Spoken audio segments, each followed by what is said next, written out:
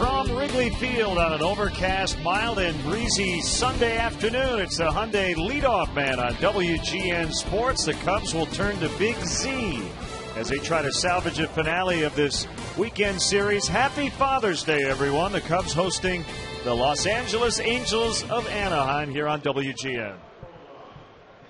And once again, happy Father's Day to all the dads out there. The Cubs wrapping up a homestand. They're 3-5 to start it. A rough day yesterday, a 12-0 loss. They had as many errors, too, as they had hits against Jared Weaver and company. And after the game, Lou Piniella pretty much summed up the Cubs' play. I can see us struggling with the bats, but, I mean, we just can't catch the ball all of a sudden. I mean, that's something that you should be able to do at the big league level, is catch the ball with consistency. You have to talk to some of these guys. I talked to them a little bit today, that's all. What am I supposed to do? Yell and scream? That does not criticize people. That doesn't do any good. You got to go out and play on the field. That's all you can do, is play on the field. And if not, you're going to get embarrassed like you did today. Tried so many changes. We've tried everything we have here. We've tried everything we've had here. We've pitched everybody. We've played everybody. We've changed lineups. We've done everything that I can humanly do to get this thing turned around. That's all I can do.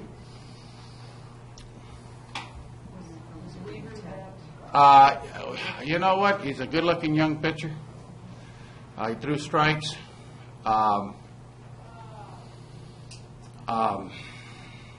He had good stuff for 7 innings, but I mean, the wind's blowing out. 2 hits. I mean, this was a good hitter's ballpark today, and we had, I think, 5 left-hand hitters in the lineup.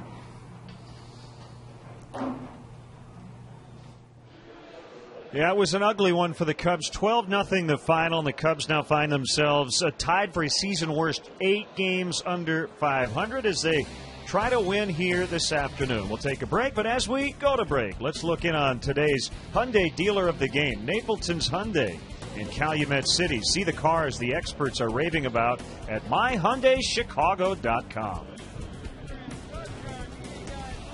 The Hyundai Leadoff Man, brought to you in part by Walgreens, the pharmacy of the Chicago Cubs. And by your Chicago Hyundai dealers. See the cars the experts are raving about at myhyundaichicago.com.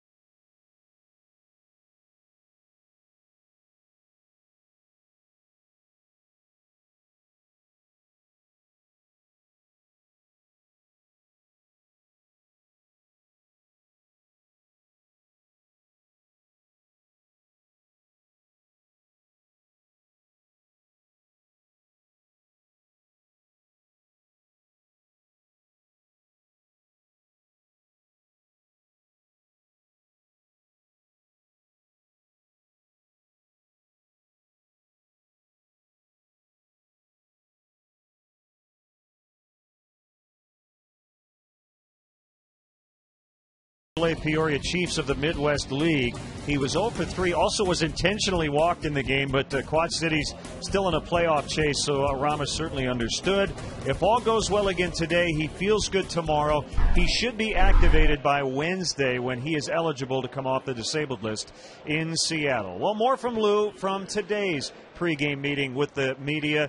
The defense has been a major problem for the Cubs. We'll talk more about the numbers coming up, but we can tell you the Cubs have allowed 8 unearned runs already in the first 2 games of this series. And Lou said this is a time you got to stay positive and you can't be overly critical with a team struggling. The game is played on the field, okay? I don't believe in criticizing. I don't believe in getting on people. I really don't. Never have. But gosh, I mean, we work on things all the time, and we got to execute them during the game, period.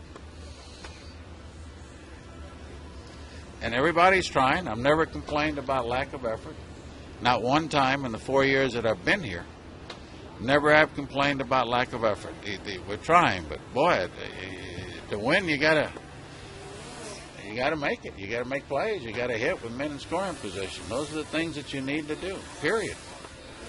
Time now for Bob's AutoZone tip of the day. Today, Bob wants you to not forget to call Dad. Might want to do it here. We've got a few minutes before the first pitch. The tip of the day brought to you by AutoZone. For the auto parts, accessories, and advice you need, get in the zone. AutoZone. We'll talk about the pitchers when we come back.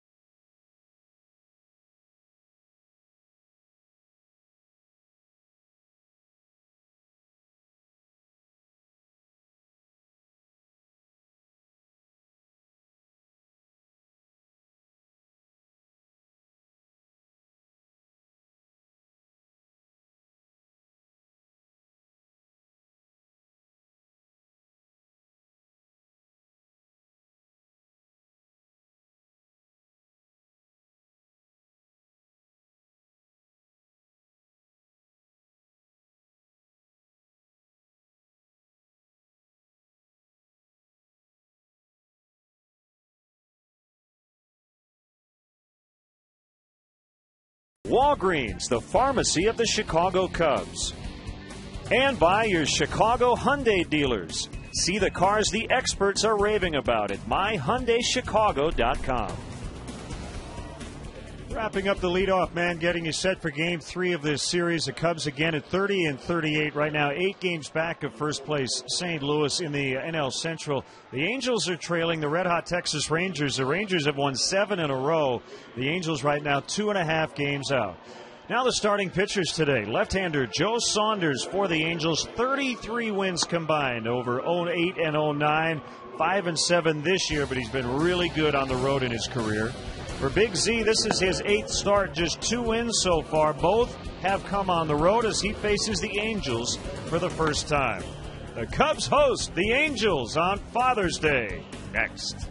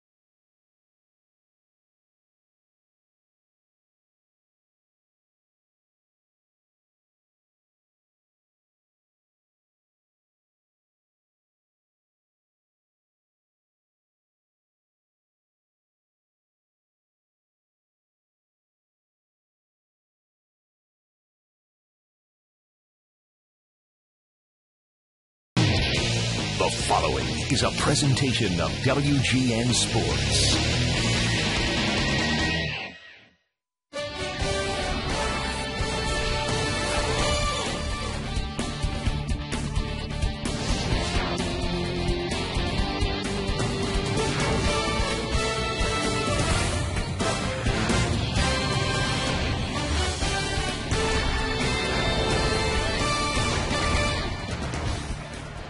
We are live at Wrigley Field for a Father's Day edition of Cubs baseball on WGN Sports. It has been a rough weekend for the home team. They try to avoid being swept by the Angels. We welcome Cub fans from all over the country watching on WGN America, America's home for baseball. Hi again, everyone. And again, happy Father's Day to all the dads out there. Partner, that goes for you, too. Same to you. All right, the Cubs today need to shore up the defense. No question about it, Len. I mean, offensively, you're going to go through peaks and valleys over the course of the season. The pitching staff is going to do the same, but you hope your defense would be a constant. Well, it's been a constant for the Cubs. Unfortunately, it's been a really bad constant up to this point. 4 unearned runs yesterday. That probably was not the difference in the game, but Torrey Hunter and Bobby Abreu were. Wow, I'll tell you what, you talk about the 3-4 hitters in the lineup, bringing their game to this series here at Wrigley Field. These two guys have absolutely crushed the Cubs. You see these numbers. Not only that, they've walked 5 times between them. They've scored 7 runs. They've been involved in just about everything. And they're both in the lineup today against Carlos Zambrano. Now down to the field, God Bless America and the national anthem performed by our favorites, Humphreys McGee. Humphreys McGee, as they honor the United States by first performing God Bless America, followed by our national anthem.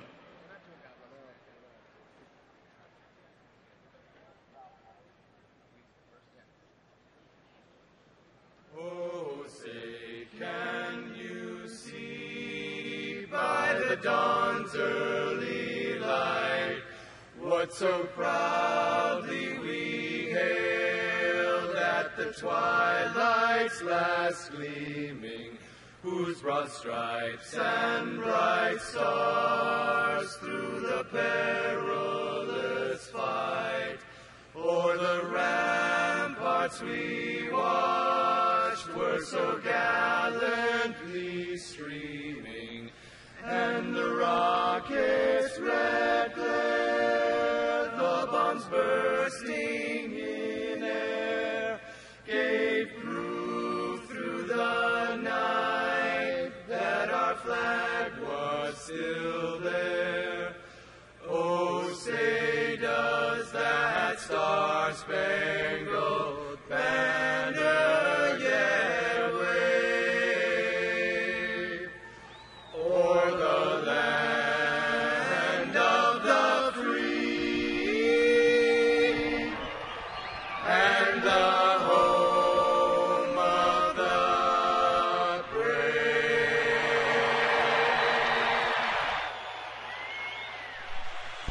So we're set. The Cubs hosting the Angels. We'll have the lineups, the first pitch, and all the action coming up next.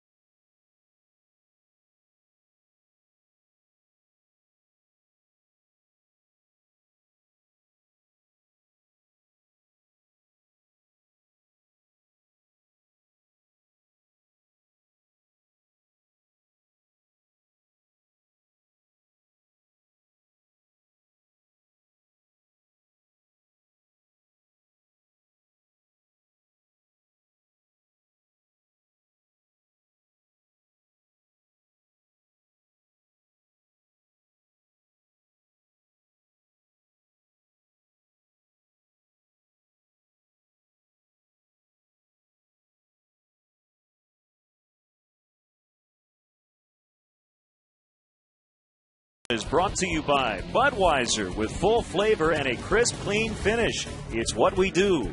By Pepsi. Every Pepsi refreshes the world. Submit your idea at refresheverything.com. And by Illinois Lottery's newest game, Powerball Wednesday and Saturday jackpot start at $20 million. Today's game is available in Spanish on your SAP audio setting, provided by WRTO La Tremenda, Chicago's Spanish language sports leader. Elio Benitez and Hector Fabregas on the call as Joe Saunders warms up in the bullpen, and they have a batter out there. Yeah, you know, we talked about Randy Wells' first inning struggles a couple of starts ago, and one of the theories that the Cubs came up with was to have him simulate the first few hitters of the ball game before he leaves the bullpen, and it appears that Joe Saunders using a similar warm-up procedure for the Angels. Bob, as always on Father's Day, the Cubs, MLB, and the Players Association and umpires partnering up in the 2010 Home Run Challenge to promote prostate cancer awareness. You're going to see a lot of the light blue wristbands. Derek Lee, Lou Piniella representing the Cubs in this initiative. 60 selected games, and every time a player goes deep, pledges will be made. Money will be raised for prostate cancer research. Now the Angels lineup written out by Mike Scioscia. They scored 12 yesterday, 7 in the opener. Kendrick, Franzen, Abreu with good numbers against Big Z. Torrey Hunter has homered in each of the first 2 games. Matsui his second start in left. Napoli again at first. Mathis behind the plate. It's Brandon Wood at short and Joe Saunders on the mound. And let's check out how the Cubs take the field defensively behind Carlos Zambrano today. Brought to you by Pepsi. Every Pepsi refreshes the world. Soriano, Byrd, and Nady across the outfield. Jeff Baker platooning at third base with Chad Tracy. Starlin Castro at short. Ryan Theriot at second. Derek Lee over at first base. Giovanni Soto will be doing the catching today for right-hander Carlos Zambrano. You see his numbers since rejoining the rotation in 3 starts. The one number that really jumps out at me, the 11 base on balls in 15 1/3 innings pitched. Not only does that put base runners on base, but obviously runs up that pitch count, and that is always an issue when Big Z takes them out. 2-5, but no wins at home. And he tries to get his first of the year here at Wrigley Field today. The umpires, Marty Foster, in his 12th season, will work the plate. Gary Cedarstrom, the crew chief, at first. Ed Hickox at second. Field and Culbreth at third.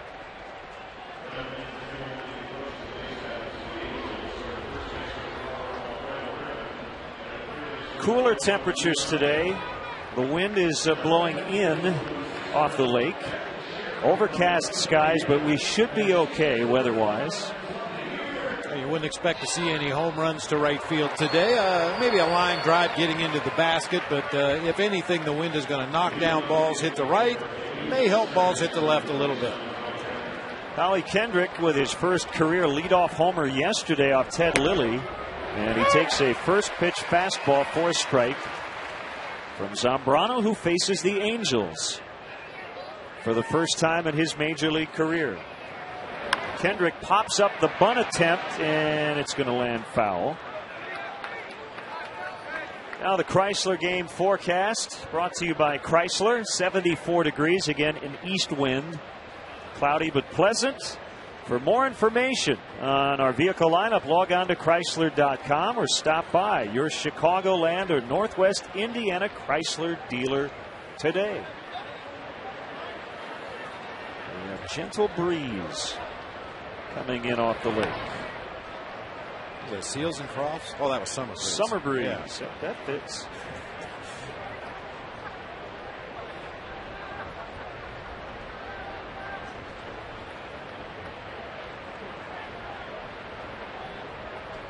One and two on the Angels leadoff man, Kevin Franzen on deck. And then the 2 guys we talked about off the top, Abreu and Hunter.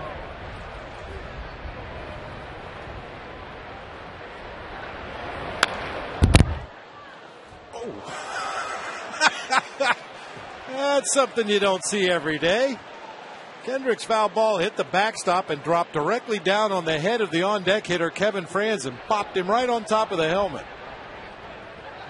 He just shrugged his shoulders.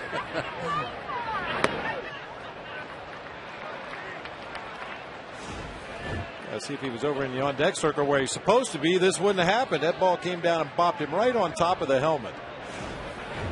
He's cheating up as close as he can get to home plate to try to get an angle on Carlos Zambrano's delivery. Derek Lee over near the tarp makes a catch. Make sure you check out our WGN Baseball blog on WGNTV.com. I go into it a little more in depth on the blog.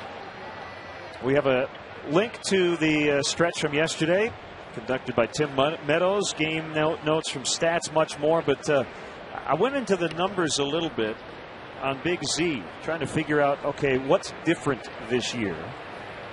Here's Franzen. And in this game, your eyes can sometimes lie to you, and my gut told me that Z was striking out fewer people.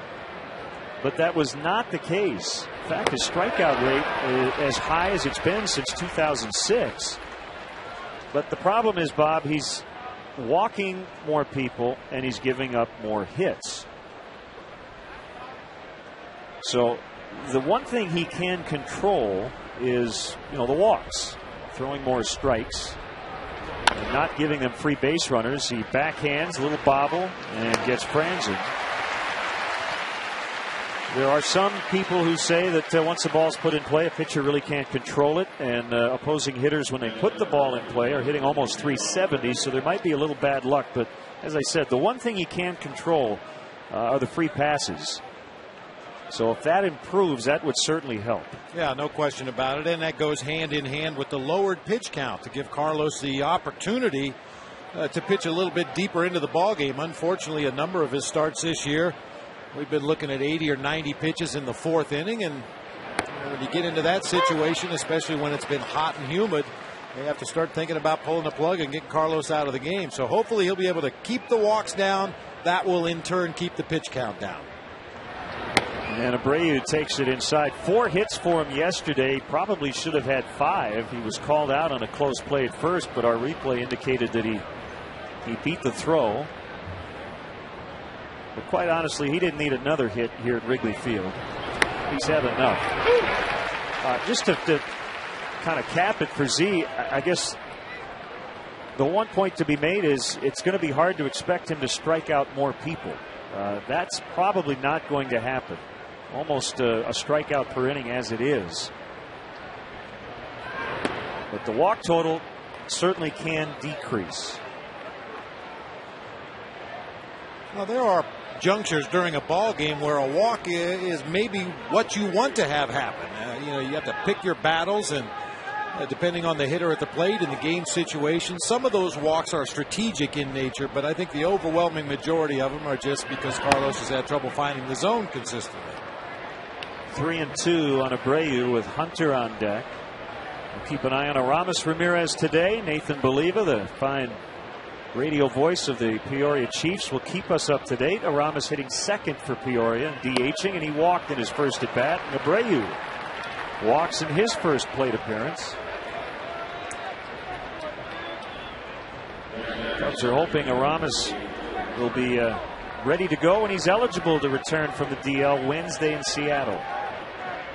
I'll tell you, they're going to need all the offensive firepower they can get, because Seattle's going to have left-hander Jason Vargas Tuesday, 5 wins and a sub-3 ERA, and then Wednesday Cliff Lee, Thursday Felix Hernandez, both coming off complete game wins over the Reds. And that's a pitcher's ballpark as it is in Seattle.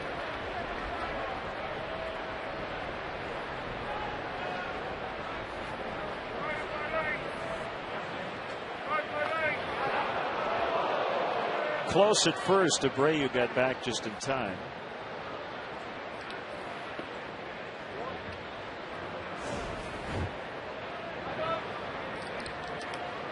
And once again, good base stealers, good base runners slide to that outside corner of the bag, forcing Derek Lee to bring that tag as far as he possibly can. Abreu didn't even have much of a lead over there. I think he might have been caught peeking into Giovanni Soto's sign, trying to look for an off-speed pitch to perhaps steal a base. We've had pictures many times that base stealer getting out there, getting kind of a primary lead where he feels like he can get back to the bag safely and peeking in at the catcher signs, and then when the pitcher comes to a set position, he'll get an extra step on his lead. And the other thing is any good base stealer would tell you that the pickoff throws should end up being close at first. That means you have a good lead. If it's too easy to get back, some guys will take another step off the base. Way inside. 1-2 to Hunter. A pretty solid stolen base percentage.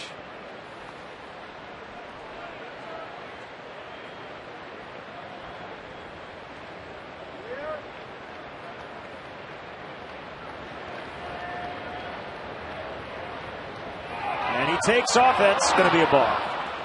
Z with a little hitch.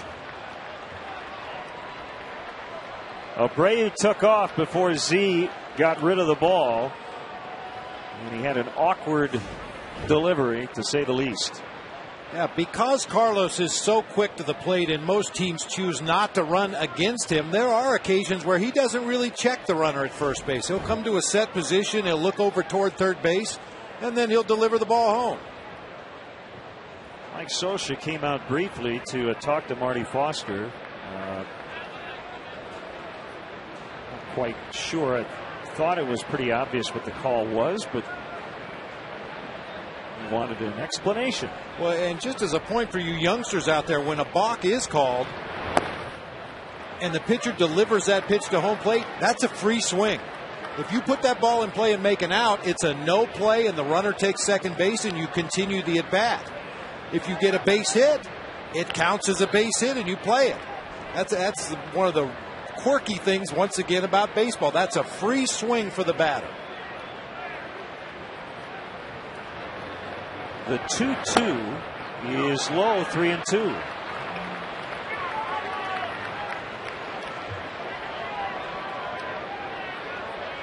He's storming around there behind the mound, trying to get pumped up to get Hunter get out of this inning.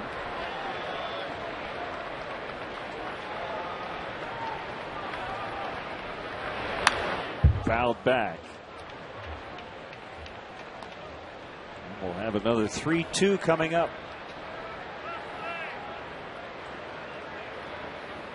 5 runs allowed in a loss to Oakland on Tuesday, but only 2 were earned.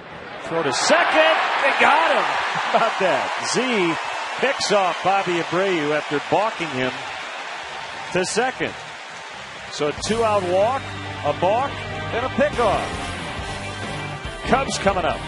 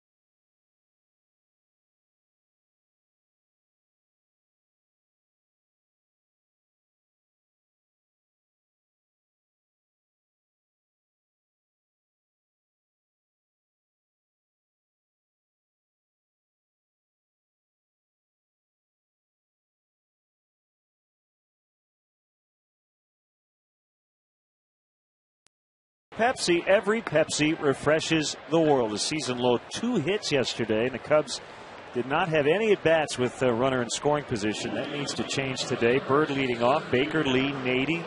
A lot of righties in this lineup. Soto, Soriano, Castro, Terrio, and the switch hitting Zambrano against the lefty Joe Saunders. Quick look at the Angels defensively today. Matsui, Hunter, and Abreu across the outfield. Franson and Wood on the left side of the infield. Howie Kendrick has really been a force in this series offensively.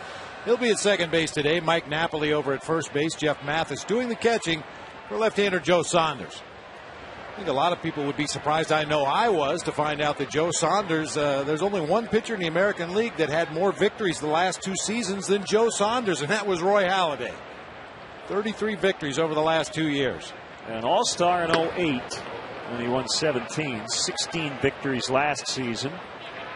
And a strike on Marlon Byrd.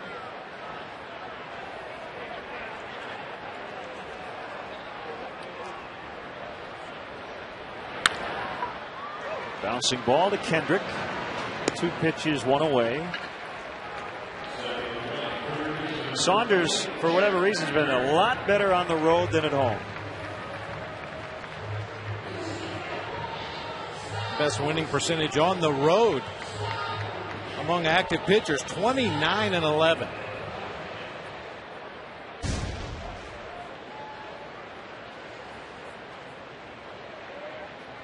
.245 on the road, and dominates when he wins and really gets knocked around when he loses. This is his Wrigley Field debut, facing the Cubs for the first time in a non-Cactus League outing. We've seen Joe Saunders before in Arizona. A little bit more on the line here. Jeff Baker singles through the hole on the left side. The key to any pickoff is how quickly the pitcher can get into a throwing position and what kind of throw does he give to the infielder. We know Big Z has quick feet. Perfect throw to Terrio. I mean, they had Abreu by a mile out there at second base. Very well executed pickoff attempt that time.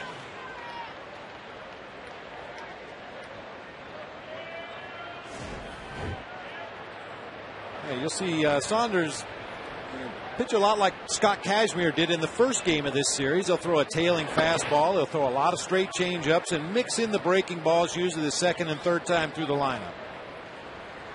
12th overall pick in the 02 draft out of Virginia Tech. He was born in Springfield, Virginia.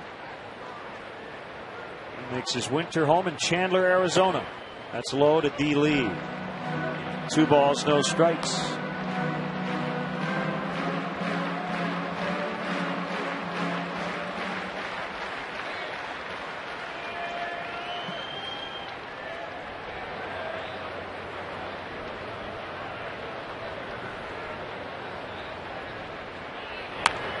Big swing, he fouled it back.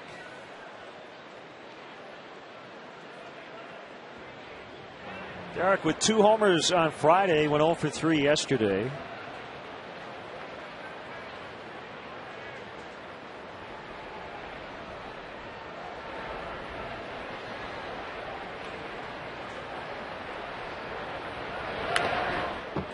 And it's 2-2. Travel day tomorrow, final off day of the first half for the Cubs, who will play then 20 in a row for the All-Star game in Anaheim. We said we're off to Seattle for 3 and then back to the south side of Chicago on Friday.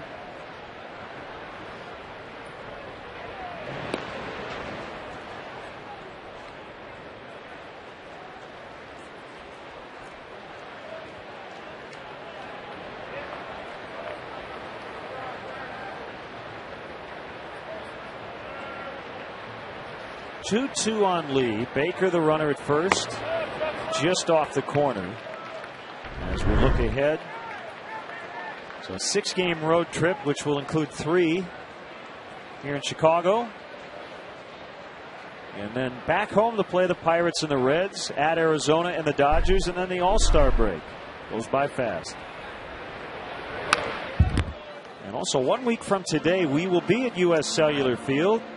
Bob and I will have the call, the Cubs and the White Sox, and a special leadoff man at noon Central Time.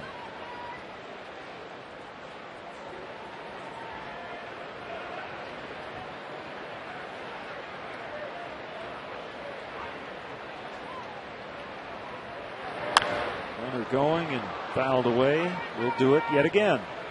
Well, obviously, the big series against the White Sox next weekend. That's big for obvious reasons for anybody here in Chicago. But then Pittsburgh, a team that has handled the Cubs pretty handily this year. The Cubs owe them big time. And then the Reds come in for 4 games. And obviously, the Reds are the team that are directly ahead of the Cubs in the standings in the National League Central. So you'd like to think if they could put together some kind of a run here, they could make this race in the National League Central a lot more interesting.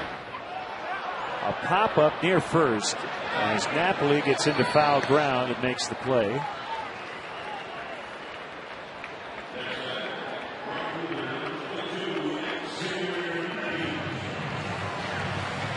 And it brings up Xavier Nady, who's playing right.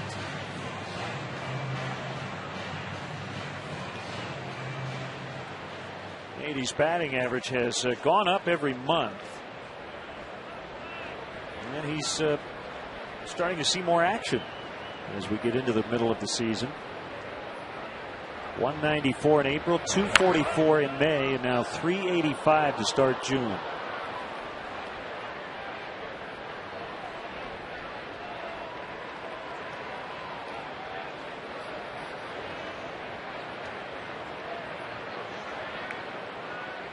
Cubs looking to get their first runner to second base since Friday.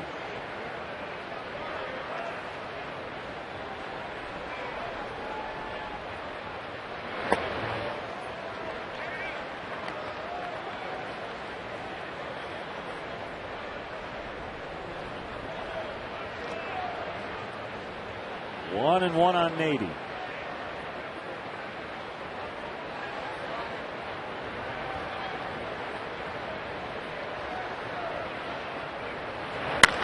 Ground ball sharply hit into left.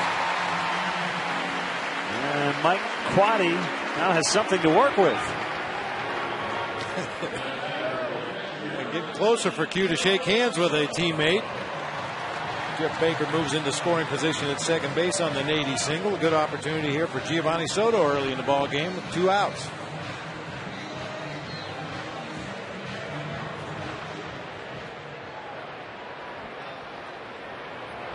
Gio in the 5 spot.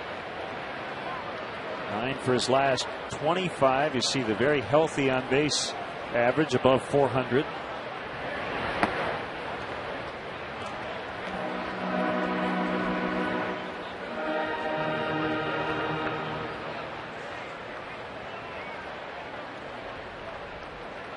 Walked a career best 62 times in 08, already 35 this season, just 53 games for Soto. Boy, that Rookie of the Year campaign, he had basically twice as many strikeouts as walks. This year, it's almost 1-to-1.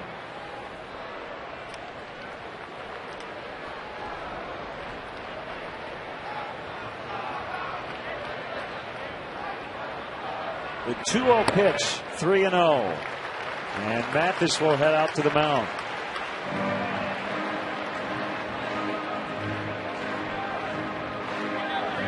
You like your hitters to be aggressive in good hitters' counts, but this might be one of those situations where you wouldn't really mind if Soto took 2 strikes to run the count to full, get those base runners in motion on the 3-2 pitch.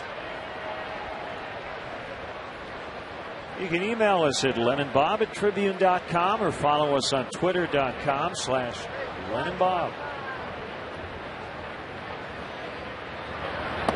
All 4 to load him up. Here comes Soriano with 3 on and 2 down.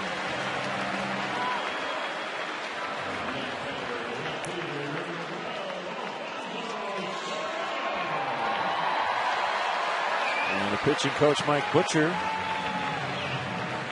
is out. Saunders really laboring here in the first.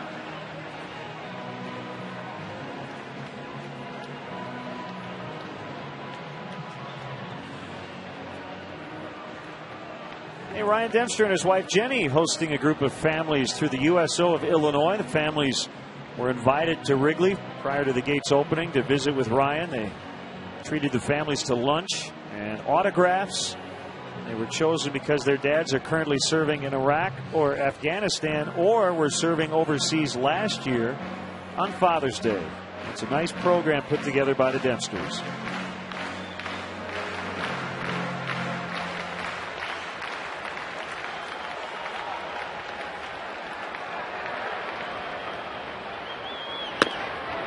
inside corner on a fastball for a strike.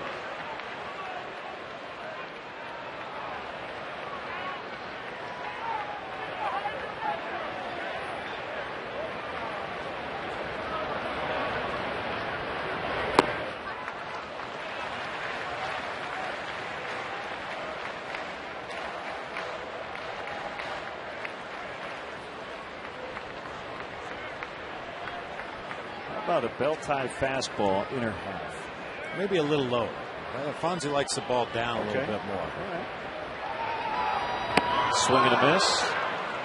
Might not get that pitch. No, because Joe Saunders knows where Alfonso Soriano likes the ball. He's a real good low ball hitter, real good fastball hitter. And with that in mind, the 1-1 changeup off the plate, low and away, gets a swinging strike. Saunders from the windup with the bases loaded in the 1-2 and just off the end of the bat.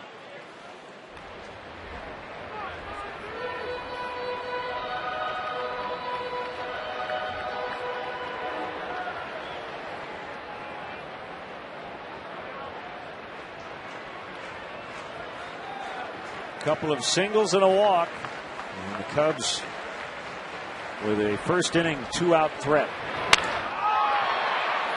Kendrick's going to have to hurry. Bare hands, throws away. They get one, they get two. Baker and Nady score. It's 2-0.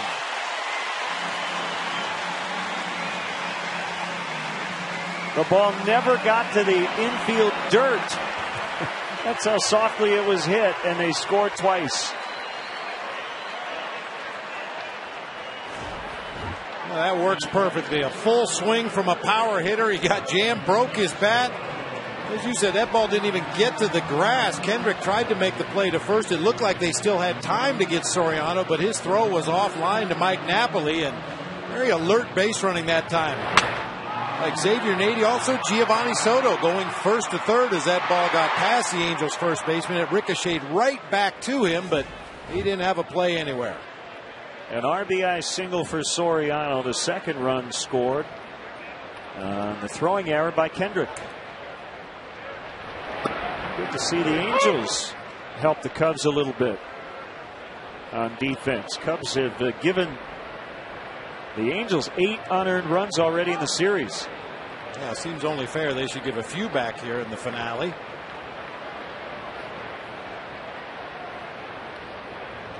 One strike to Castro. Now 1-1.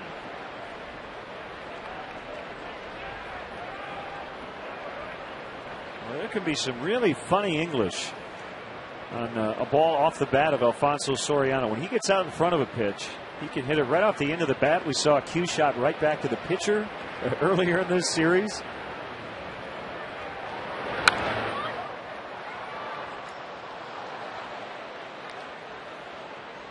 Yeah, that full swing broken bat floater like we just saw, that is one of the toughest plays for an infielder to read, because you see a power hitter like Soriano take a big swing. You assume he's going to hit it a little harder than he did, and I'm sure Kendrick got a late break on that ball.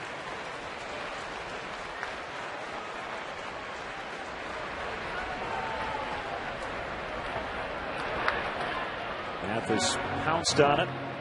Soriano now with with that RBI, leading the team with 35. Even tied with Marlon Byrd. And there's a beneficiary, the starting pitcher, Carlos Zambrano. Because he's just hoping to get an at-bat here in the first inning. He might. Currently in the hole behind Ryan Terrio.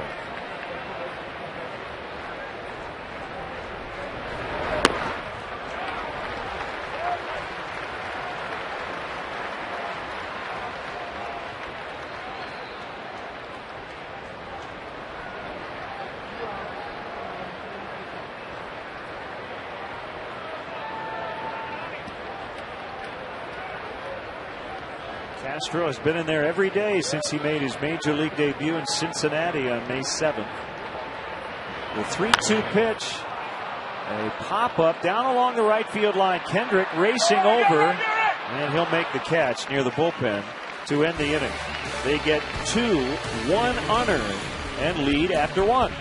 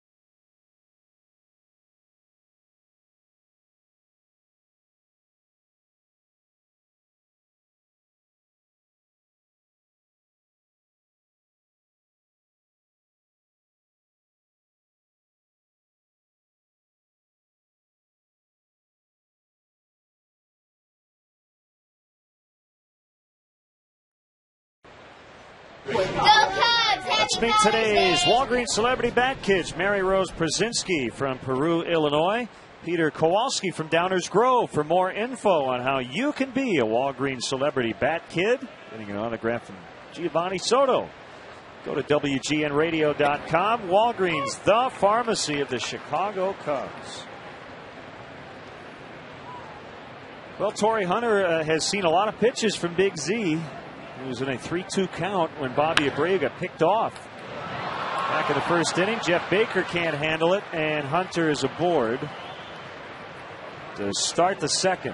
Jeff with a couple of errors on Friday on throws.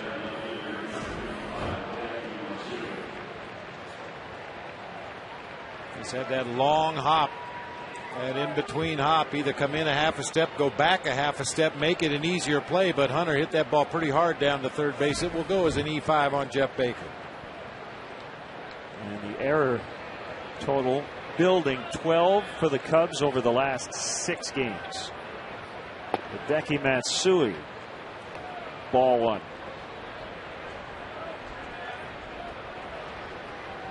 You bring up a good point, Len. The fact that Torrey Hunter was at the plate, got to see all those pitches from Zambrano before the pickoff at second base. Now you come back starting fresh here in the second inning, and you feel like you've already had a pretty good look at that opposing pitcher, even though you don't officially have an at bat. Yeah, it's your second at bat. Yeah. It doesn't get counted that way.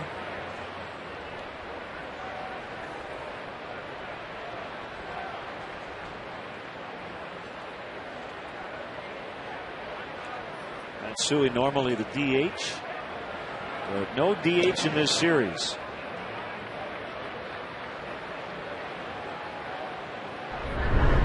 And why have they been better without Kendry Morales? That's why. Morales got hurt on May 29th, and those 4 guys had a bad May. They've had a scorching June. They're 15-5 since Morales got hurt.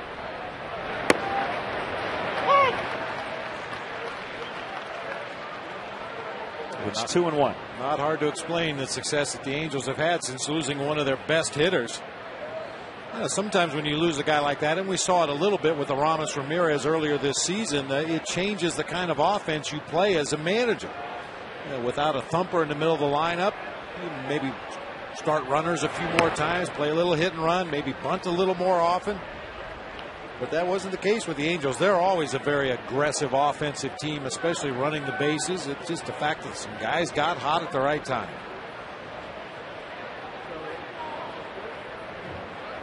Boy, they have been road warriors. They have won 12 of their last 14 on the road. Their last road trip, they finished 11-3. And they've already won 2 this weekend. They're going to head home for a couple of weeks after this series.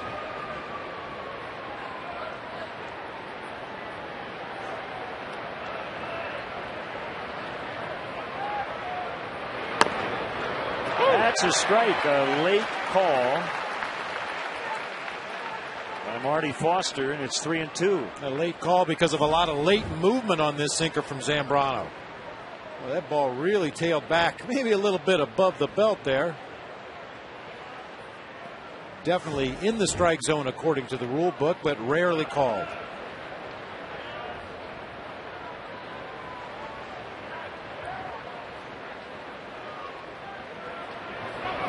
Swing and a miss. Throw to second and plenty of time. A strike him out, throw him out, double play. Oh, that's big. Angels were maybe thinking big inning. Instead, 2 outs, nobody on. Another elevated sinker up around the belt, gets the swinging strike at home plate. That runner at first never gets as big a jump when he's running on that 3-2 pitch as he would if he's trying to straight steal a base in. Get Hunter by a mile down there at second. So the aggressive Angels have committed. They've had a couple of outs made on the bases, a pickoff and a caught stealing. Wouldn't necessarily say 2 mistakes, but when you are aggressive, you are going to run into some outs. And I think the Angels understand that and are willing to make that trade-off for being aggressive, going first to third, scoring from second base on just about everything hit to the outfield, starting runners on full counts. They're going to run into some outs. Good to see the Cubs with the pickoff and Gio with the solid throw. Well, yesterday, Ted Lilly had what appeared to be the most routine of double plays and airmailed it into center.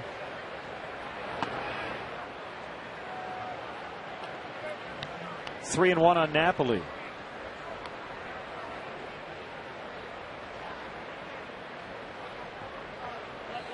Mathis on deck. That's a strike. He went with a slider to even it up. That's one pitch we haven't seen a lot of from Carlos in his return to the starting rotation. He's stuck mostly with his sinking fastball, his cut fastball, and his splitter. Called strike 3. Napoli knew it, and just like that, the inning is over. An error to start it, but no runs. 2-0 Cubs early.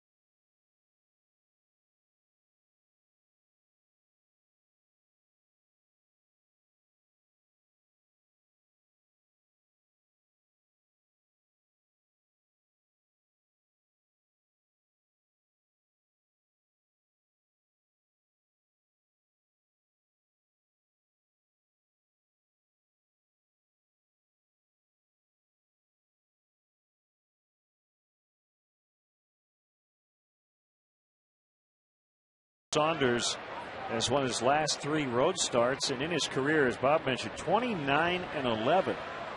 That is outstanding. For all your home improvement needs, shop and save big money at Menards.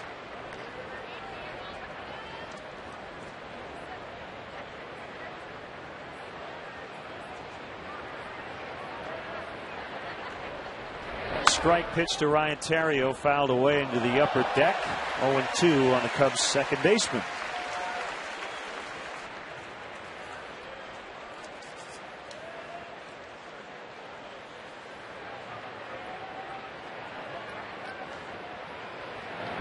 That's high.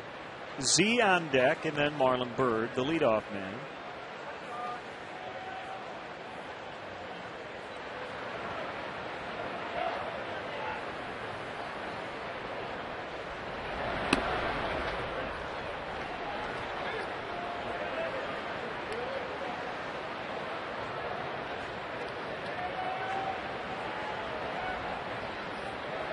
Saunders 4 days ago turned 29. He was 6'3", 210.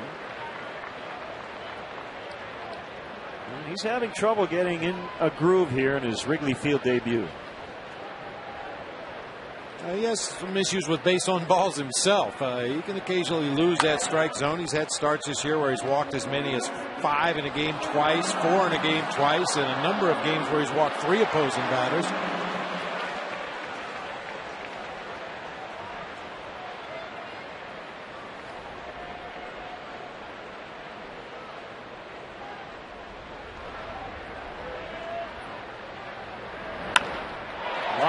Foul. You know, and that kind of goes back to the road record. It is interesting he's been that good on the road because, you know, getting used to different mounds, different weather conditions. Every ballpark's just a little bit different, and he's been more comfortable away from his home ballpark. Shortstop Wood dropped it on the spin move. He knew he didn't have a whole lot of time. It'll be a hit for Theriot.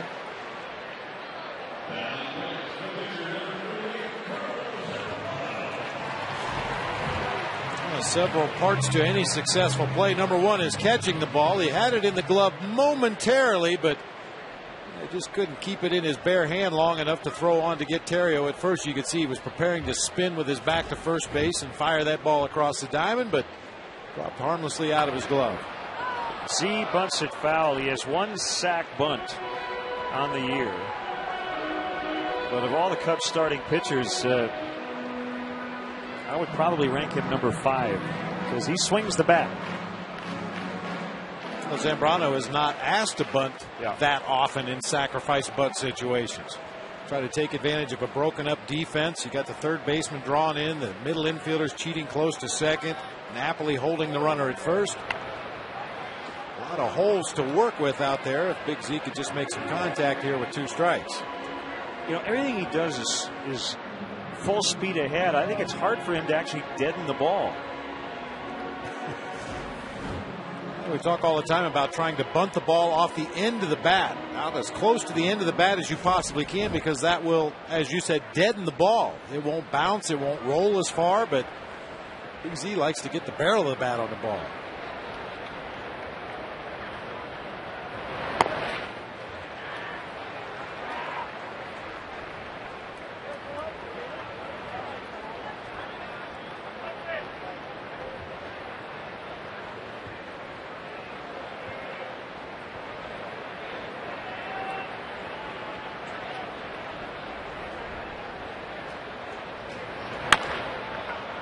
Chopper that's cut off by the third baseman Franzen. He will get Z. It looks like a sacrifice, even though he'll get an 0 for 1 out of it.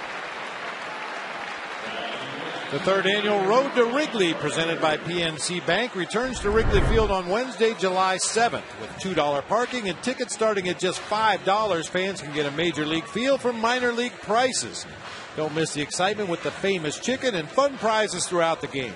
Order your tickets today at Cubs.com.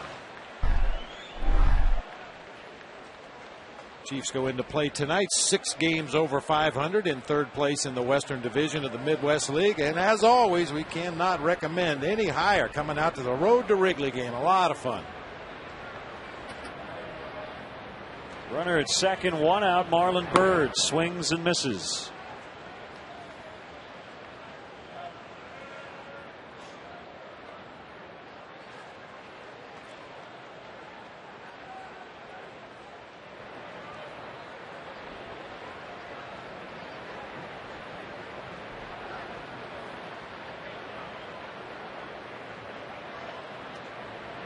Big leg kick. That's fouled off by Byrd. We will record a brand new podcast after the ball game today. It'll be up for viewing by Monday. You can check it out at WGNTV.com.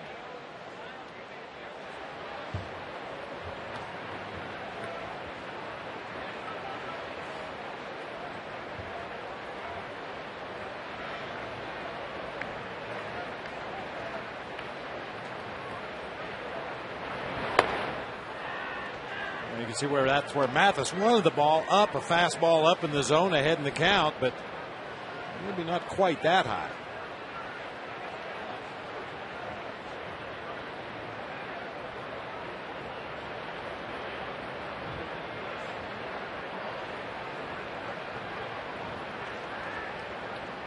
At the belt, Saunders with another to Byrd, who fought it off. In on the hand, still 1-2.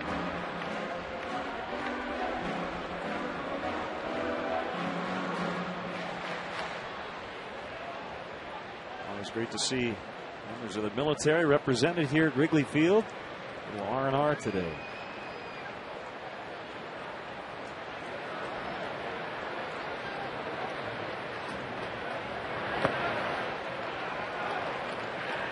Well, we've seen some deep counts, some long at bats. That's something we didn't see much of from the Cubs offense against Jared Weaver yesterday. And there was a reason for that. I know you have the specific numbers there as far as how many strikes he threw on first pitch, how many times Cubs hitters found themselves in an 0-1 hole right away. Bouncer to short, and the throw goes to third. Save! Not quite sure why Brandon Wood even made that throw. He had an easy out at first for what would have been a second out. But he tried to get the lead runner, and Ontario simply beat it.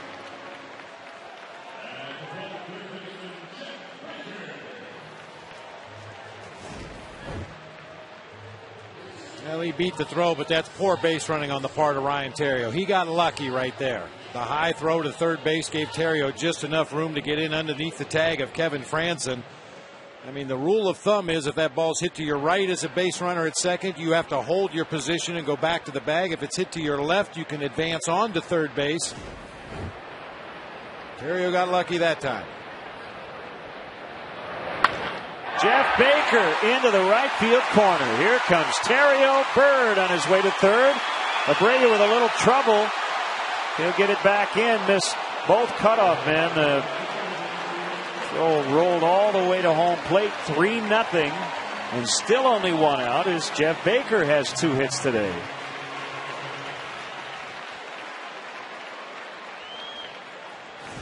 The ball was hit well to the right field corner. Baker's done a nice job of getting the barrel of the bat on the ball, not necessarily pulling it, but this case hitting it hard down into that right field corner. Mike Quade waited as long as he possibly could before throwing up that stop sign. Abreu got to the ball and unleashed a strong throw. As you said, it air-mailed everybody all the way to home plate on a couple of hops, but no sense taking any chances with the middle of the lineup coming to the plate. Cornermen in, they're back up the middle, and a high fly to right. Abreu coming over. This should easily get Byrd in. Abreu is going to fire, and the throw is going to be late. It's 4-0. Sac fly, Derek Lee.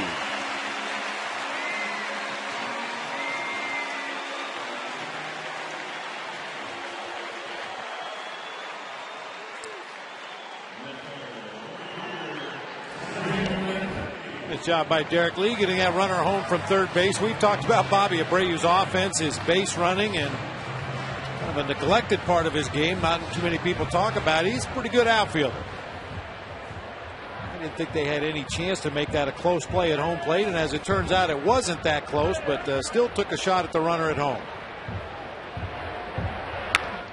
Nady bounces foul. They're handed by Mike Quaddy.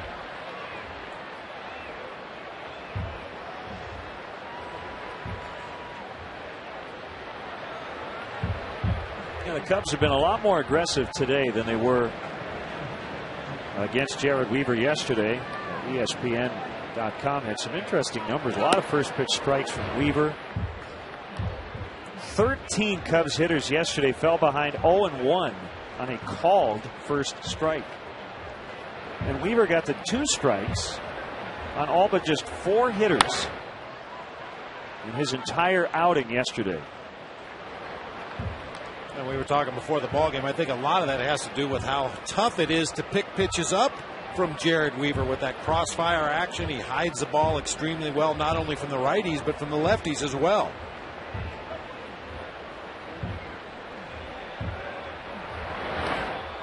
And Nady swings and misses, and that ends the inning. Saunders throwing a lot of first pitch strikes, but some have ended up hits. And the Cubs lead 4-0.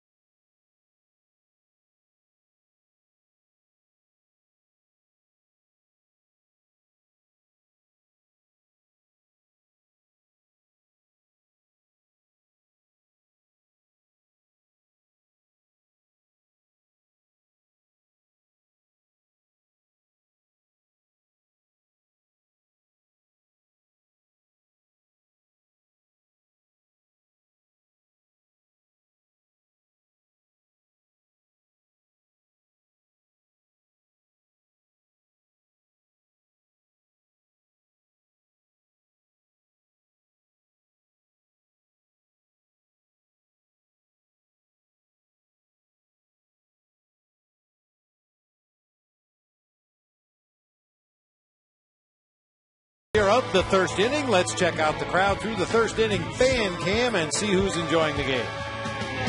Life's chocolate suck the will right out you. Hold on, Lord, I can't do without you. Seems like a lot of gray in the world. Women, wine song, will make it all move along to a lovely beat. Yeah.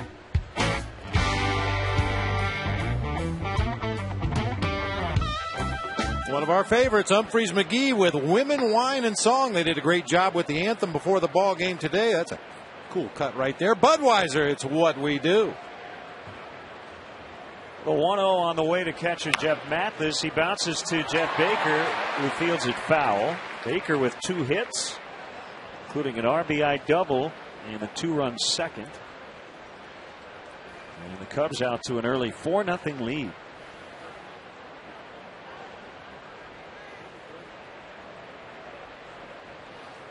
Well, Mike Scioscia would rather have Kenry Morales healthy, but with him now done for the year, he can get both of his catchers in there more often at the same time. That's been an interesting decision he's had to make on a daily basis the last few years. Mathis or Napoli.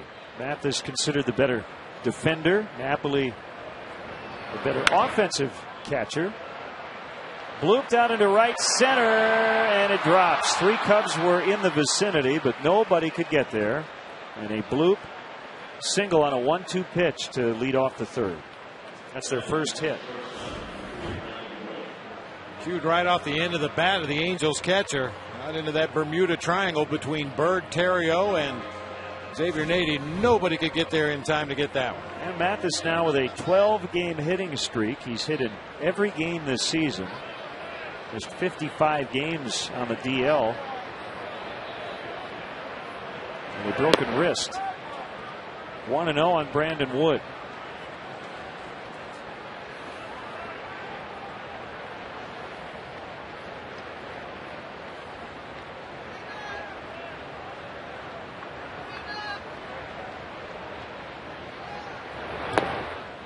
Bob, as we kind of look at the big picture here, I don't think anyone would consider Carlos Zambrano the ace right now. I think the de facto ace would probably be Ryan Dempster. But Z was the opening day starter. Spent some time in the bullpen, now back in the rotation. This is a day where he's got to protect a 4-0 lead. Oh, absolutely.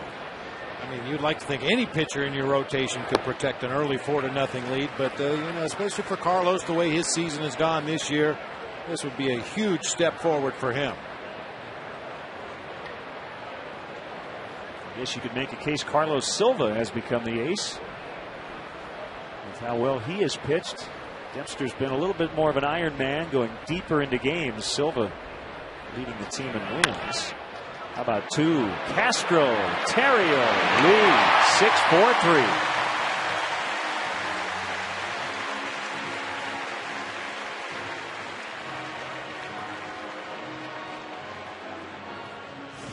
Just the way you draw it up. Hard hit ground ball leads Castro right to the bag at second. The easy shovel toss on to Terrio. Plenty of time to finish that one off. You see ground balls off opposing hitters' bats. That tells you Zambrano has good movement on that sinker today, getting the ball over the plate, giving the illusion of strikes, and having those Angels hitters just pound the top half of the baseball into the ground. I mean, one thing to consider, because of the circumstances surrounding Zambrano's season, he doesn't have nearly the innings pitched at this point of the season that he normally would have if he'd been in the rotation the entire time. So you'd like to think that at some point, if he hits his stride, he should be able to carry that deep into the season this year. A fly ball to center. Marlon Byrd will get it. Yeah, just over 50 innings now in 2.5 months for Carlos. Cubs doing everything right early. 4-0 today.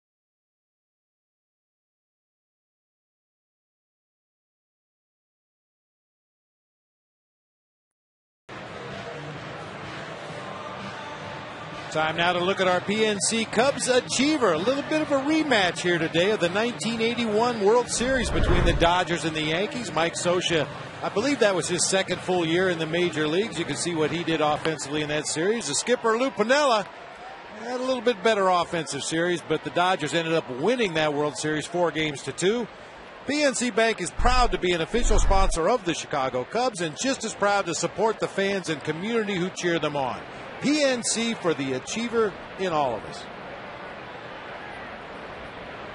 A lot of fans enjoying this one from the PNC Club as Giovanni Soto hits a high, deep drive. How far will it go? Back of the bleachers and left, 5-0. Oh, he teed off on Joe Saunders.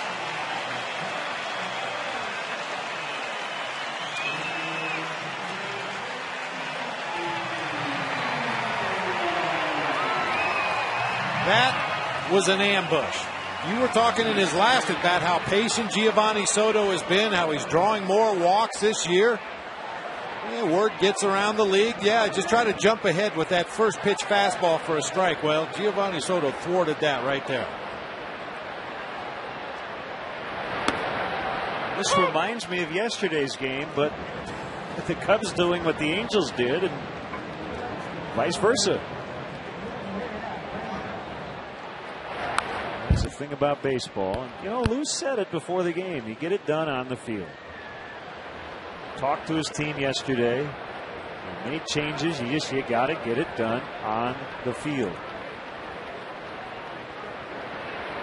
Done their pregame work.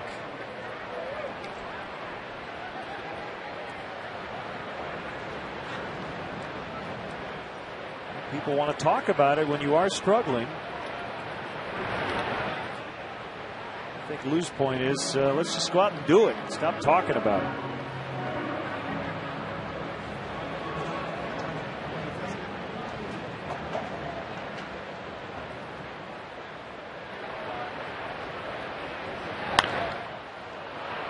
Soriano pops it up, and Napoli made the catch. He secured his route, but he got there. They're going to look at that Giovanni Soto home run, picking on that first pitch fastball just above the knees, right in the middle of the plate. I've told the story in the past about former Cubs second baseman Manny Trio, who was a notoriously patient hitter, would always take the first pitch. And about a half a dozen times a year, he would go to the plate and look to jump on that first pitch and pull it out of the ballpark. And I think that's what Giovanni Soto did right there. He's established this season and in this series that he's going to be patient. He's going to see a lot of pitches every at bat. And that time he surprised Joe Saunders by jumping on the first one.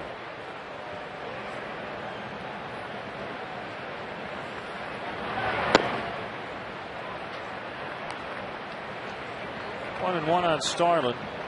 Cubs have scored in every inning. 2 in the first, 2 in the second. And the leadoff homer by Soto in the third, inside, 2-1.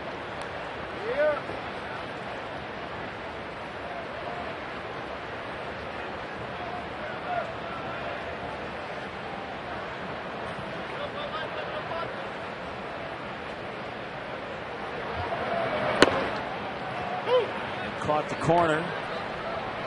Some tweets on our Twitter account. Happy belated birthday to George from the House of Blues. Annie Picky wants to wish everyone a happy Father's Day.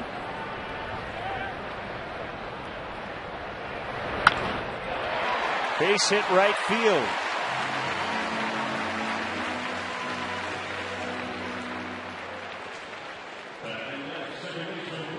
Chicago Cubs baseball on WGN TV is sponsored in part by the Illinois Lottery Mega Millions. Tuesday's Mega Millions jackpot is $26 million.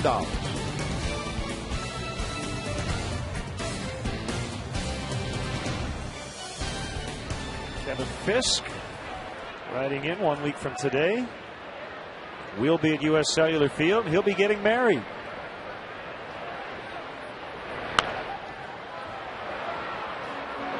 Wish you the best of luck, Kevin. And just in case you haven't received this advice from one of your friends, I'll give it to you for them. Practice this phrase, Kevin, and use it as necessary. Yes, dear, you're right. I'm sorry. All you need to know. Terrio shows bunt. and took it for ball one. 1-1. Castro at first, one out.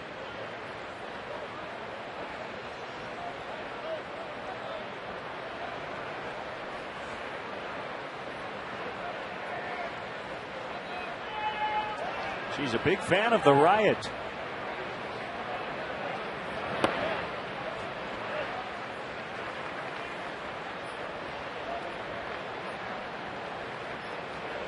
Well, Lou hasn't had this opportunity very often recently, but with a 5-run lead in the ball game and a runner at first, this is usually a very good hit and run count. Joe Saunders doesn't want to go to 3-1 on Ryan Theriot, so he figures to throw a strike. Let's see what the Cubs do. No action. And now it is 3-1.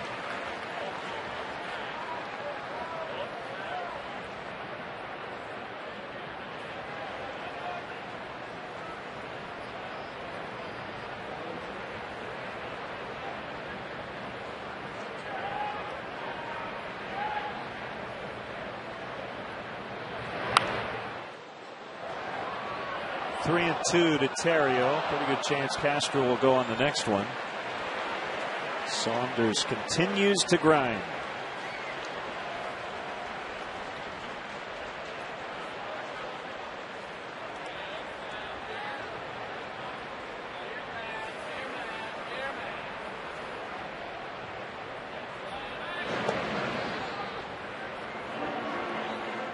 We talked about the unusual formation that the Angels use with a runner at first base. Mike Napoli doesn't stand right on the bag at first like you see a lot of first basemen do.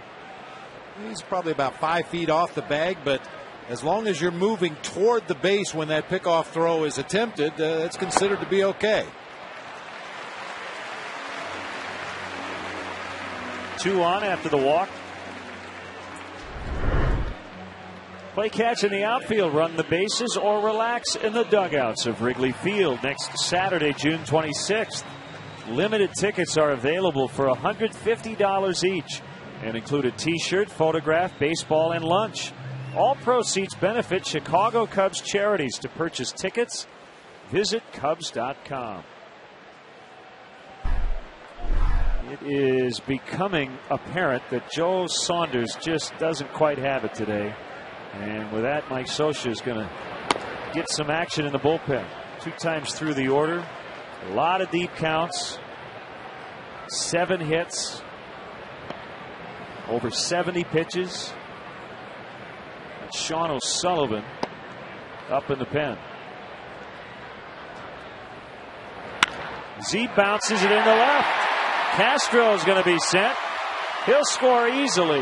6-0 on an RBI hit by the pitcher.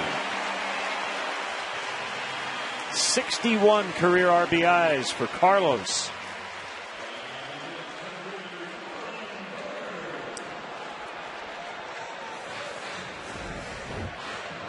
Carlos getting into the action here. Hard ground ball into left field. No hesitation on the part of Starlin Castro. He had a great jump off of second base and scores easily for Big Z.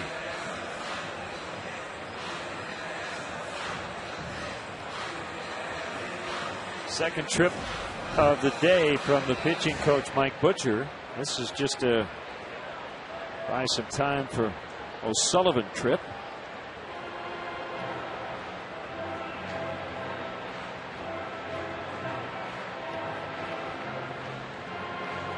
Cubs have scored twice in every inning.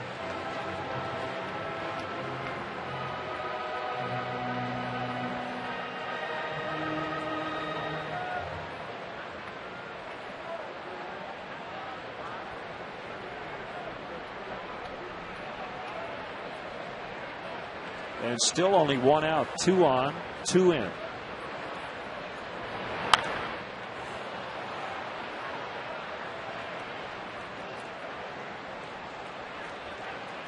Marlon with a run in the second. He is 0 for 2. And now just 1 for 11 in this series. Be anxious to hear what Marlon Byrd told Carlos Zambrano. We had that shot of Big Z going back from the on-deck circle. Marlon came up out of the dugout and had a few words for him. And Big Z promptly went up and stroked an RBI base hit into left field.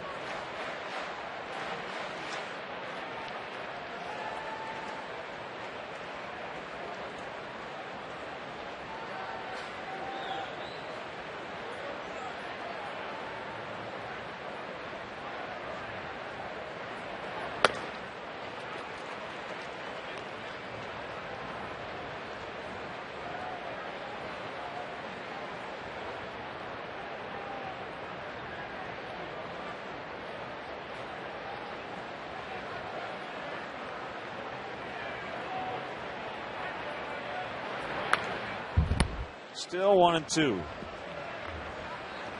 First place Cardinals 1-1 with the A's in St. Louis in the 5th. Cardinals look for the sweep in that one. Trevor Cahill against Jeff Suppan on the mound. Kevin Kuzminoff and Matt Holliday each with a home run in the 4th.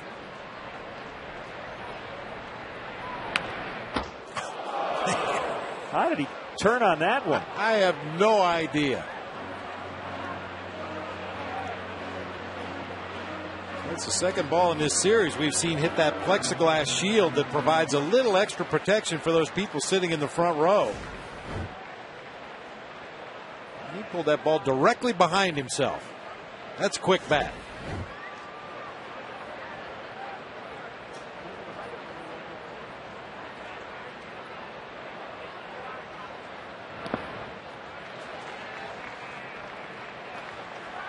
Yankees ended the Mets' 8-game winning streak yesterday, and they lead again today 4-0 in the bottom of the 7th.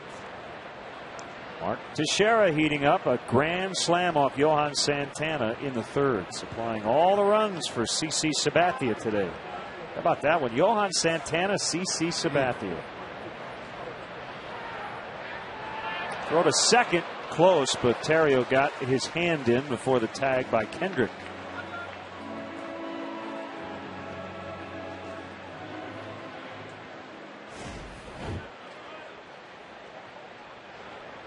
There's a slight delay there. You could see Kendrick broke for second base. Saunders waited a count, and by the time he turned to spin and throw to second base, the timing of the play was off, and Terrio was able to get back. Really, the pitcher on that pickoff attempt at second base should wheel and start throwing as that second baseman begins his break for second base. If you wait till he gets there, the runner's going to be alerted.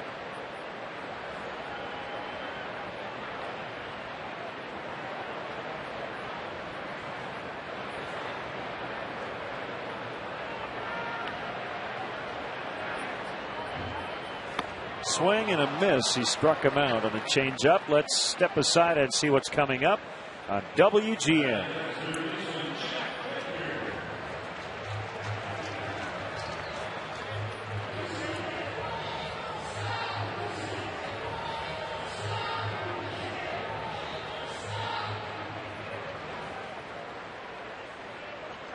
Been a long day for Joe Saunders, and he's only in the 3rd inning.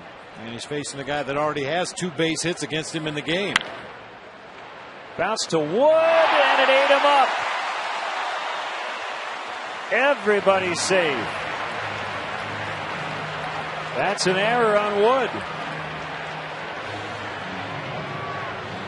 Their second error.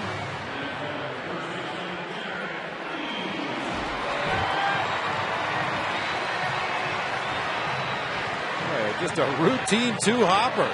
He just barely got leather on that ball. Ends up hitting him in the shoulder, off the side of the head. Wow. It's contagious.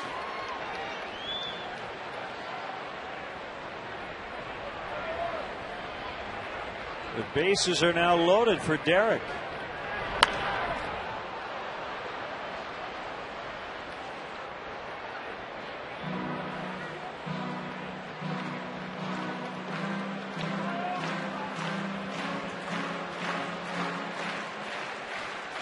He had a sac fly in the 2nd. Fouled out his first time up. And he drives that one deep to left, and it's going to be right at the base of the wall. Terrio in. Zambrano scores. And Derek Lee makes him pay. 8-0.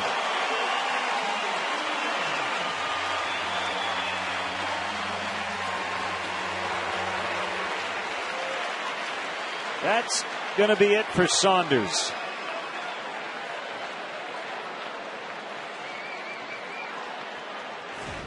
Loud double to left field by Derek Lee. Fastball that Saunders tried to sneak past him on the inside corner. Not a wise decision. D. Lee made him pay. Well, we had the numbers earlier. When Saunders wins, he dominates, and when he loses, he really gets cuffed around.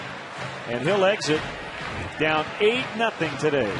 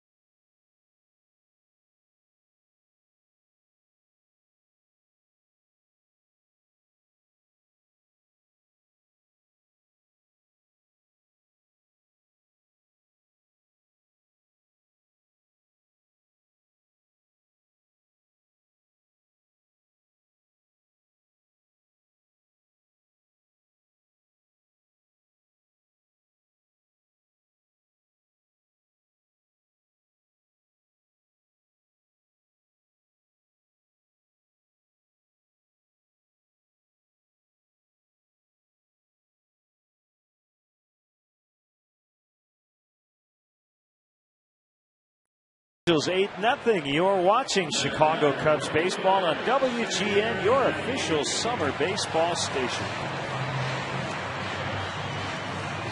After the error by Wood, Derek Lee with a 2-run double.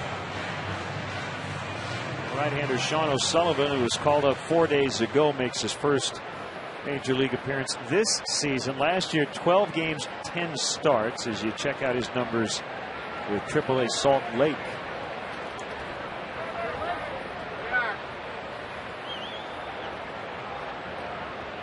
Second and third for Xavier Nady, and O'Sullivan and Mathis will discuss.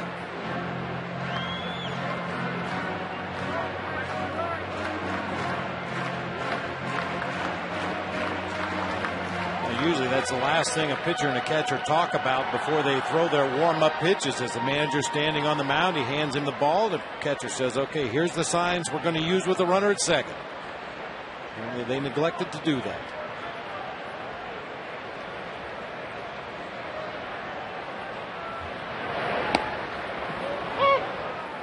With a breaking ball and got a called strike.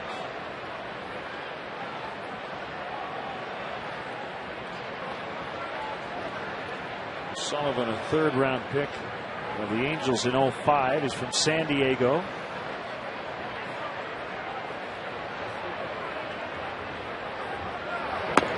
That caught the outside corner. Pretty good heat at 93.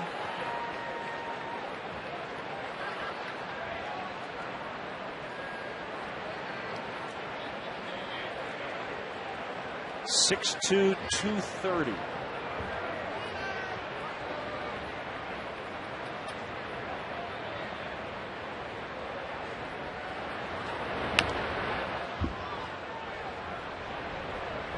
Bob, I want to send out congratulations to Jack Narker and the Shepherd Blue Jays. My high school in Michigan, they won the Division III state title for the second consecutive year. Dynasty. Yeah, left-hander Colton Loomis has won back-to-back state championship games, gave up 6 runs in the first 2 innings, and then stayed in, retired the final 16 of 17 he faced. Pop to left.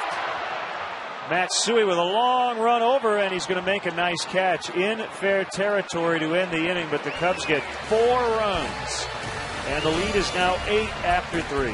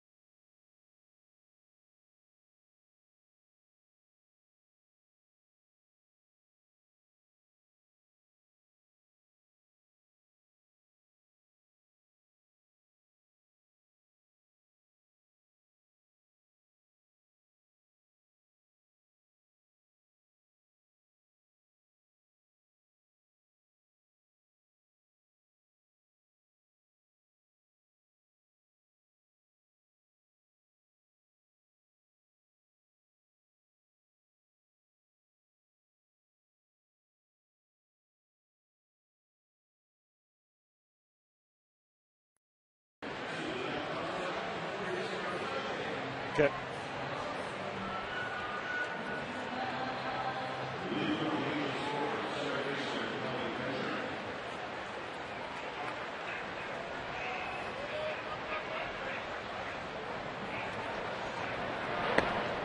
We start the 4th. Zambrano has faced the minimum, allowing just 1 hit through 3, and he's getting help from everybody. His battery mate with a leadoff home run. in the third inning. And Z himself knocked in one. 8 runs, 3 unearned tallies because of a couple of Angels errors. Kendrick fouls back. 1-2 on the Angels leadoff man.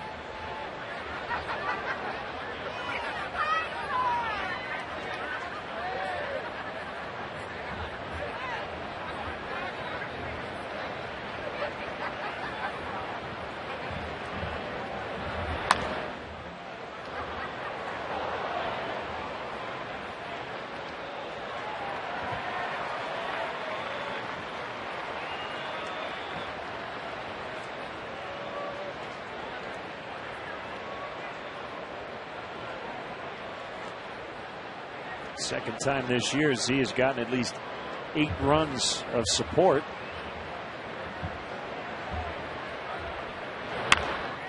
As Kendrick pops it up, Castro's out. Byrd battling the sun, makes the catch off to the side.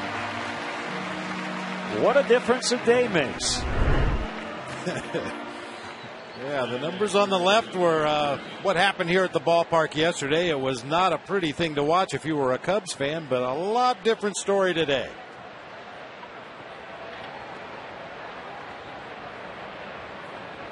Cubs leading 8-0.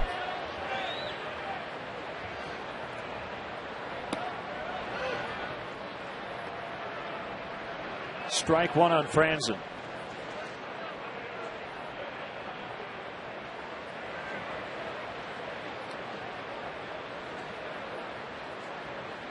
Franzen, a San Jose, California native.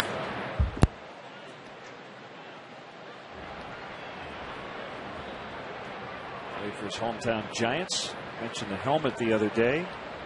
Kind of reminiscent of Craig Biggio. Well, that was his idol, Craig Biggio. So that makes sense he would wear that helmet.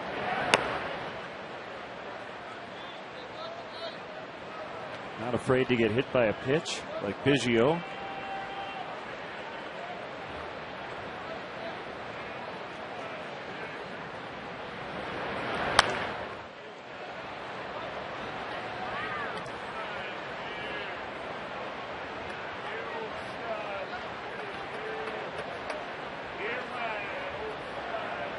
Actually having a pretty good offensive season. Was hitting .343 coming into play today in just 22 ball games. And a base hit.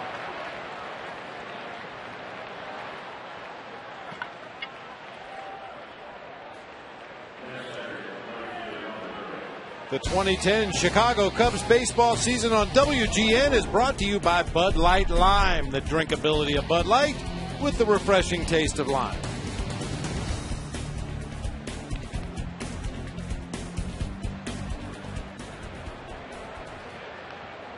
Abreu walked in the first, was balked to second, and then was picked off. An unusual chain of events.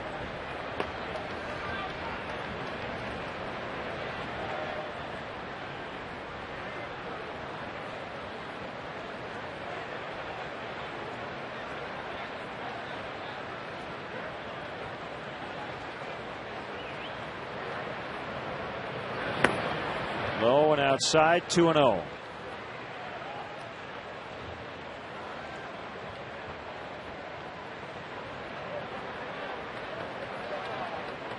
Heating up in the sun. Well, the clouds have gone away. It was pretty overcast throughout the morning and into the early afternoon. 3-0. Z not happy with himself.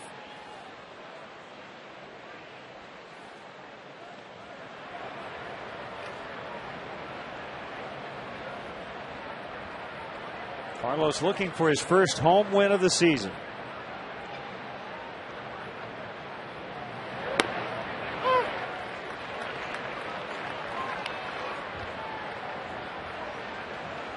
If you watch as Bobby Abreu takes the grip on the bat as he's waiting for Zambrano to deliver the ball to home plate, a very light grip, especially with that top hand. You see his guy's little finger hanging over his bottom hand.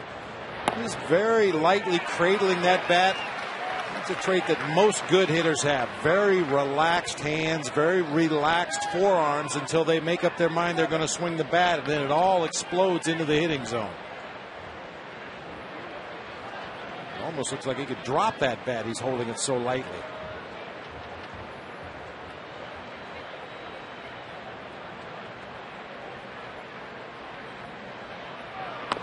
Runner goes, swing and a miss. And it's dropped by Castro, who got bowled over there by Franzen. Really surprised he was running in the first place, down 8-0. The Cubs had him dead to rights, but ball got out of the mid of Castro. A little tap on the back of Franzen, and everybody's all right.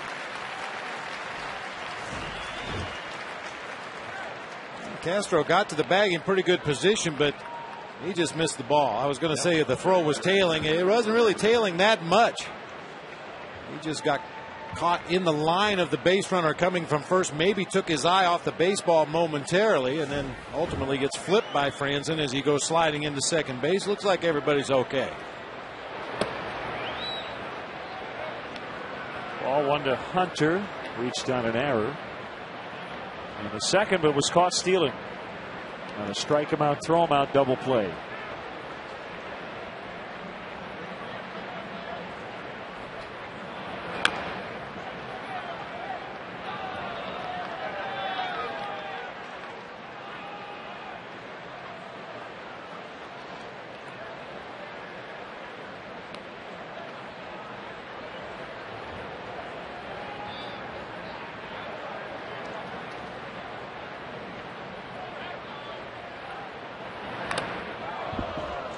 Just got a piece of it.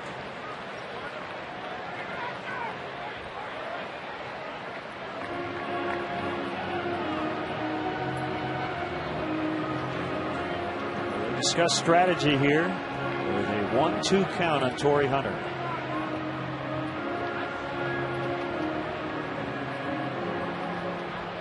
Torrey Hunter does a lot of community service work.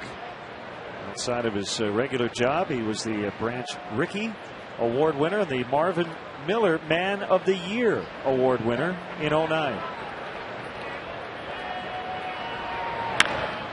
And that's out in the left center, and that'll put the Angels on the board as Franzen will come around to score. Hunter trying to stretch it into 2, and he will get in. He has been extremely aggressive on the bases all weekend. And even down big, he's able to get that extra base and get into scoring position. It's still early. We're only in the 4th inning. Bob, it just really looks like the Angels are not going to fundamentally change their aggressive ways, even down big. We saw them change their aggressive ways up big in the ball game yesterday, but trailing, they're going to continue to do the things they feel they need to do to win games, and that's run the bases aggressively, put pressure on the defense. Perhaps that was an ill-advised attempt by Hunter, but he made it easily when Soriano's throw tailed away from Terrio. And Sui pops it just behind the Cubs dugout.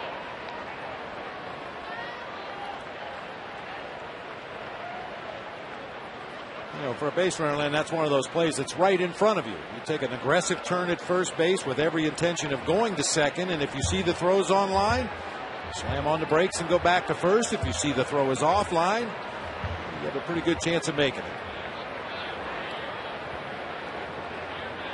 You know, we're not in the team meetings and we're not with the Angels in spring training, but it's very apparent that they feel comfortable that they're not going to be criticized by their manager or their coaching staff for being a little extra aggressive.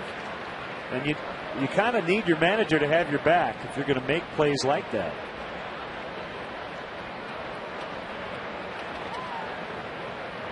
And understand that sometimes you are going to make outs, but more often than not, it is played to their advantage. 1 and 2. Well, that's kind of an organization-wide theory of the Angels. They do it throughout their minor league system. I had an opportunity to watch the Cedar Rapids Colonels, the Angels representative in the Midwest League last year, and they do it up and down their system. They encourage their guys to be intelligently aggressive on the bases.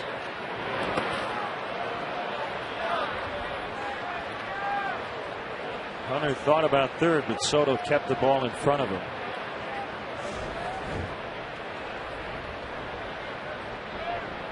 That's one of those long hops that hit high on the chest protector of Giovanni Soto. As long as you're in good position, you prefer that ball hit somewhere near your glove or the middle of your chest protector, but as long as you get a body part in front of it, that's all you can do. Swing and a miss. Matsui has struck out twice today. And they get one, but that's it. 8-1.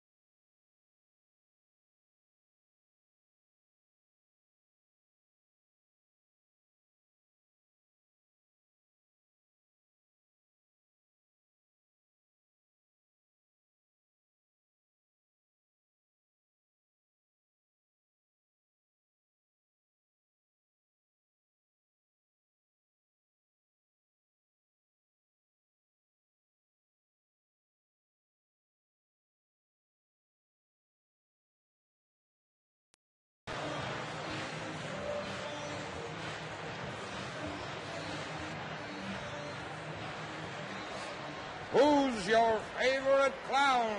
Let's check out our AT&T U-verse replay. Hey, that's me! Today we honor Bob Bell, who debuted as Chicago's Bozo on WGN June 20th, 1960, 51 years ago today. Bell retired in 1984. The show remained #1 in its time slot. Bob Bell passed away in December of 1997, but there's his grandson, Trevor Bell, a reliever with the Angels. Find out more of what's possible at att.com. AT&T Rethink Possible. Soto grounds out to Franzen. 50 years ago today, not 51. Let me get the calculator out. I've not seen Trevor Bell in this series yet, but we may today.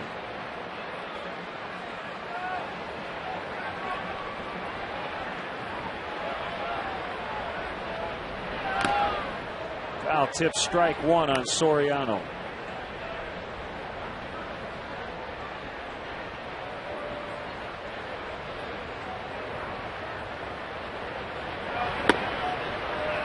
Fastball strike. O'Sullivan in relief of Joe Saunders, who gave up 8 runs, 5 were earned in just 2 2/3.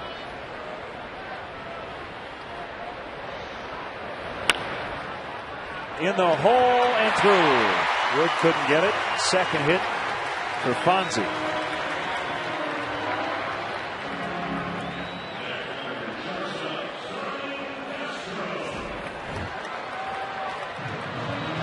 Pitch to make contact with. You can see the catcher was going down to block that slider low and away. We talked earlier in the game. Fonzie loves that low ball, able to golf that one through the left side for his second hit of the game.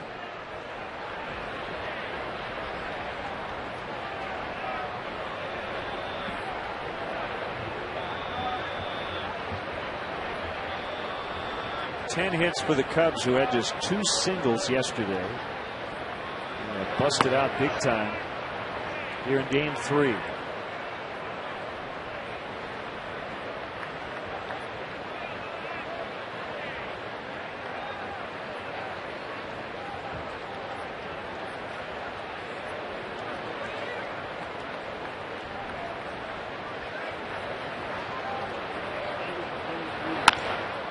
Driven out into center. Hunter coming over, lays out, makes the diving catch. The throw back to first is going to be late. That's why Torrey Hunter's won 9 consecutive Gold Gloves.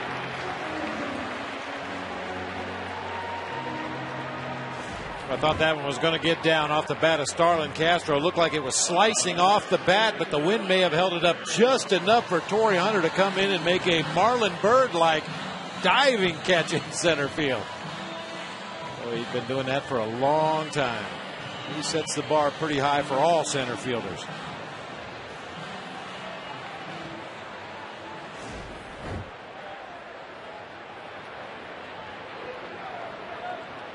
Brings up Terrio with 2 outs, an infield hit, a walk, and 2 runs from the 8th spot.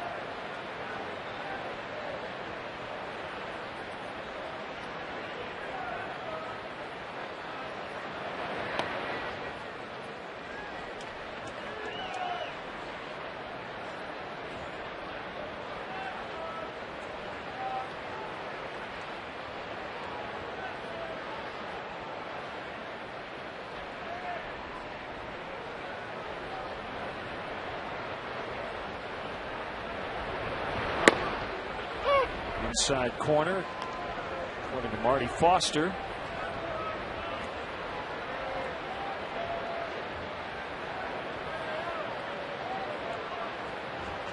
This is their final game the Cubs will play against the AL at home. The final 6 interleague matchups will be on the road with a DH this coming week.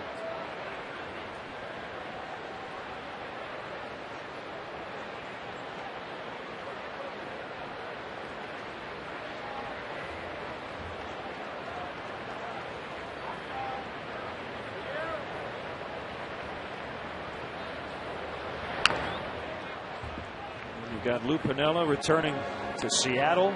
They had so much success for a decade as the manager of the Mariners. And have Carlos Silva, who did not have a good go of it with the Mariners for 2 years, pitching on Thursday with his 8-2 record. I'm not sure if Milton Bradley will talk to the Chicago media. I'm sure the requests will be made to get his comments on facing his former team. So a lot of interesting storylines going into this Cubs-Mariners matchup at Safeco.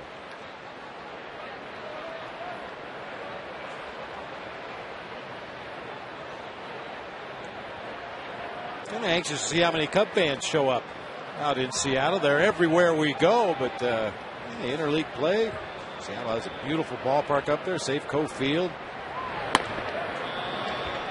Good time of year to head to the Pacific Northwest.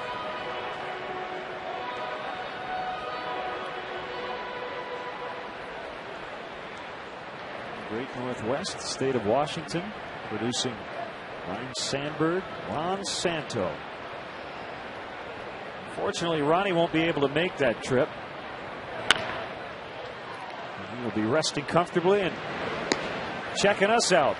As the Cubs will be in Seattle trying to wrap up this homestand with a win today, leading 8-1 after 4.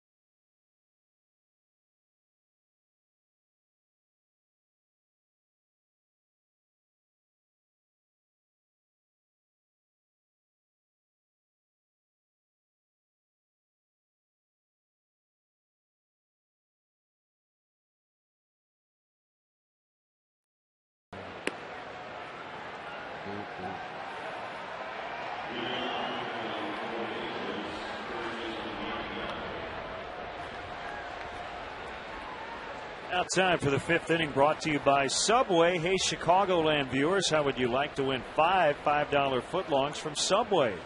Just be the 500th texter to text Subway to 97999.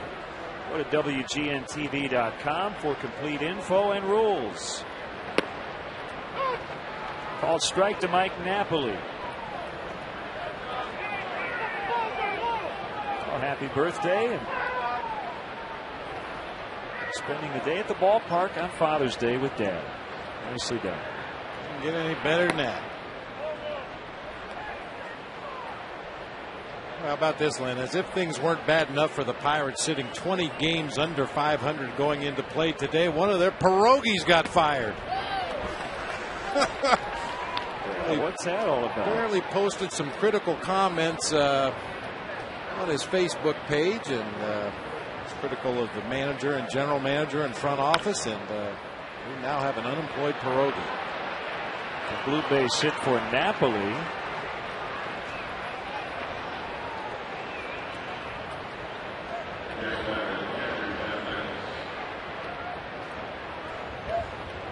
The aforementioned Trevor Bell is up. Now, that being said, Len, apparently it's easier for a pierogi to find employment after being fired than it is for a ball player who's been released, because he's already been offered a job with the Washington Wild Things, an independent minor league team. As a what? As a pierogi? Actually, as a racing hot dog. Okay. So he'll have to change costume. And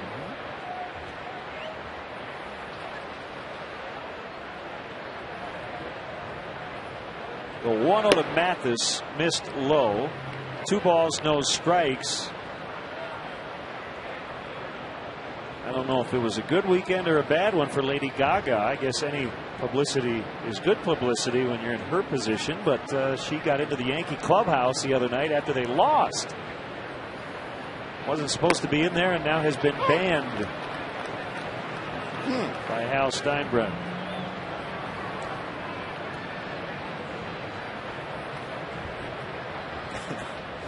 See, I thought it was Lady Gaga music was banned, but it actually was her.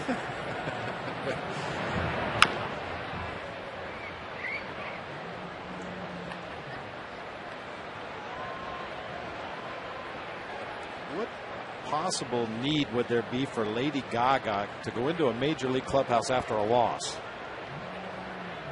That's a good question. Yeah.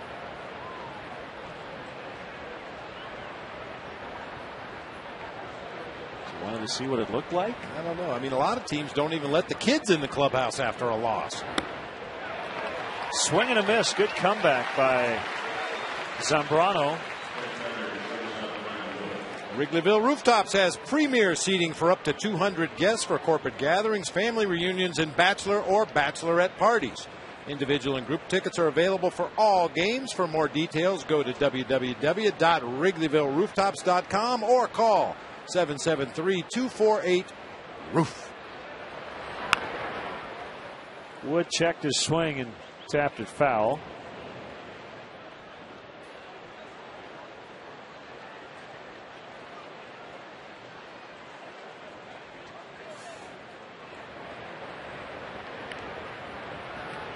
You got big plans for Father's Day tonight? Just going to be at home, which will be nice. Great. Fly ball out into right center. And Marlon Byrd one-hands it, gets it back in quickly. And with Napoli back to first. How about you? You'll never guess what we're having for dinner. Pizza. You got it right. You get the pick. It's That's pizza. it. You got it right. It's kind of funny when you are affiliated with a baseball team, either as a player, a coach, a manager, a broadcaster, and you spend so much of your summer traveling. And when you have an opportunity to celebrate a birthday or an anniversary or any kind of holiday, the best thing you can do is stay home.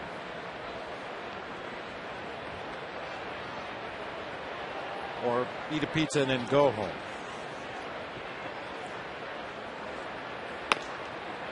Sullivan taking the at bat.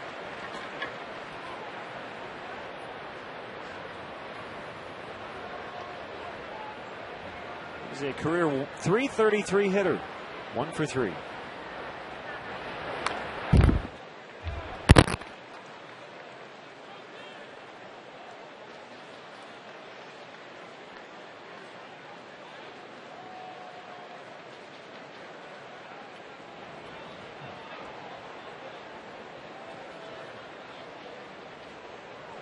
guarantee you the Angels aren't conceding anything in this ball game yet in the top of the 5th, trailing by 7. But allowing the pitcher to hit in this situation, I think, is a good example of lessons that Mike Scioscia has learned early in his managerial career.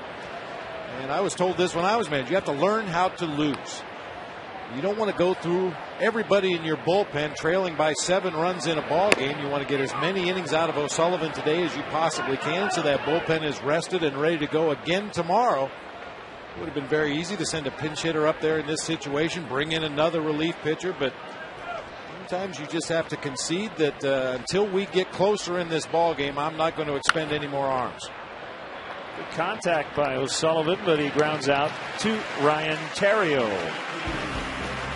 Big Z's been really good today. Get a nice look inside Wrigley Field from inside the scoreboard. 8-1 midway in the 5th.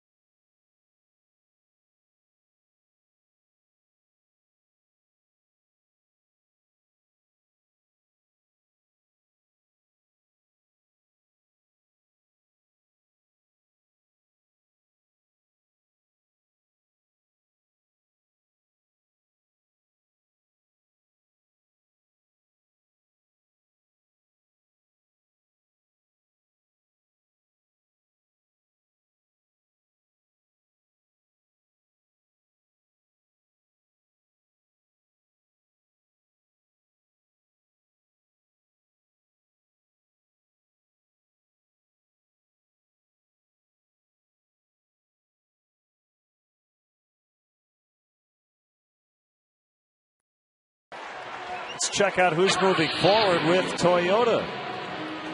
Driving that Toyota right through the sky. Cubs against the West, the NL and the AL West this season.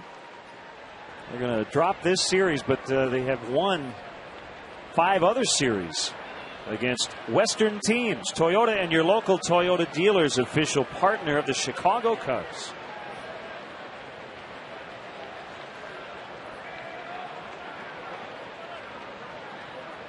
Zambrano knocked in a run, scored a run in the 3rd. He's been good at the plate here lately, back in the starting rotation now with 4 hits and 3 RBIs on the season. Batting lefty against the right-hander O'Sullivan.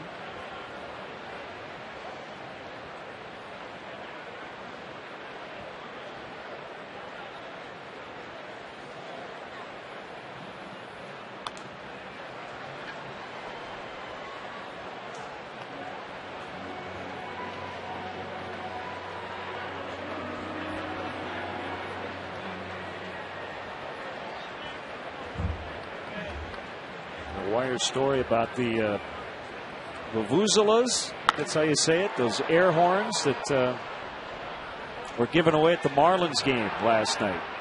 Matsui made the catch. How'd that go? Well, Tampa Bay won the game 9-8 in 11 innings, and there was a lineup mix-up. There might have been a communication problem between Freddie Gonzalez and the home plate umpire Lance Barksdale, and Freddie eventually got tossed. But the Marlins front office said the promotion was a success. The players said otherwise. Dan Uggla said, quote, "It was brutal."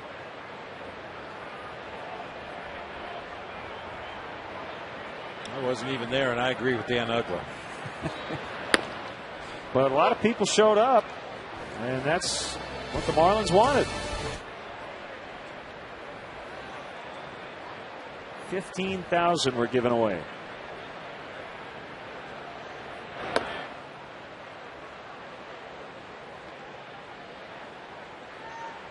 There were a lot of happy parents this morning when their 9-year-old woke up and grabbed that horn. Happy Father's Day, Dad. That will roll all the way to the wall for Marlon Byrd. And he'll stop with a double.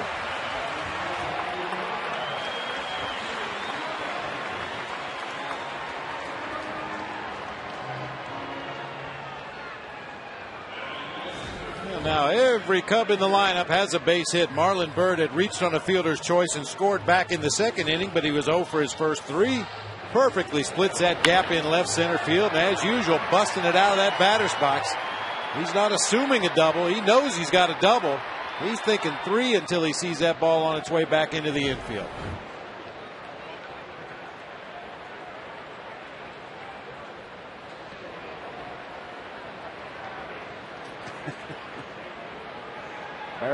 Byrd.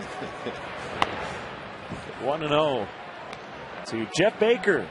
2 hits. Also has reached on an error.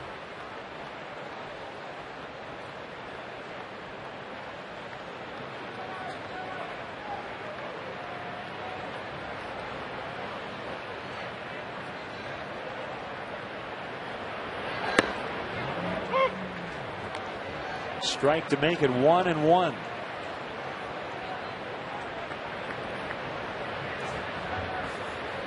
Very clever. Yes, indeed. First time I've seen that shirt.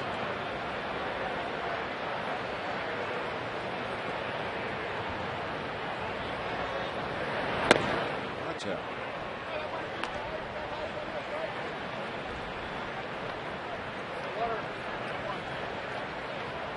As most fans know, the Cubs are having your walk-up music played recently here at Wrigley Field rather than the organ music from Gary Pressey. Songs are either selected for the players or they select their own music. I think Marlon needs to go with that surfing boat. I agree. See, the problem is if you pick your own music, you might not pick a song that has your name in it. Sounds a little selfish. Yeah. Probably want something that'll pump you up. But, yeah, I like it. Baker flies out. Derek Lee coming up. He has 3 RBIs today.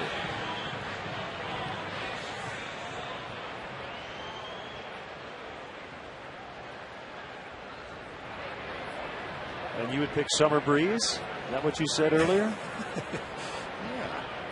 A Diamond Girl, you know, something similar to that. Really get the blood pumping. Bridge over troubled water.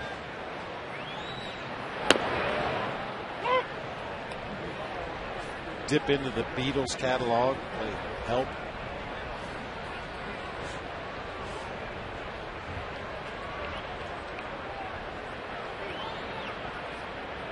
Well, we can joke around, but I've thought a lot about it. I'd go with Disco Duck. That would be my choice.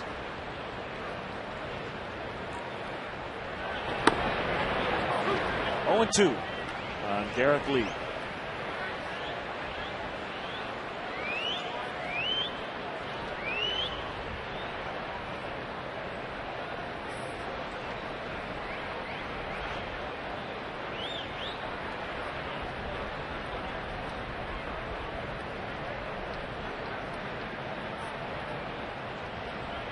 Kick and the pitch.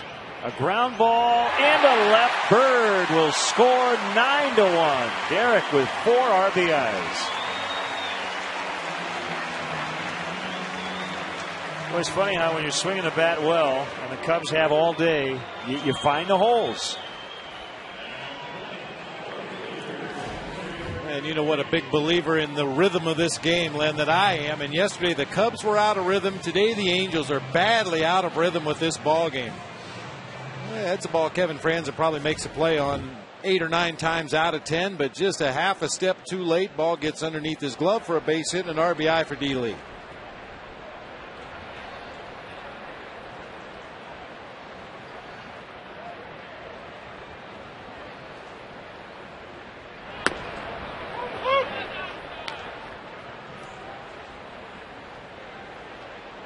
1 strike to Nady, 1 for 3 with a run. Tigers beat Arizona today 3-1. A couple of 7th inning home runs did the trick. Brennan Bosch and Carlos Guillen.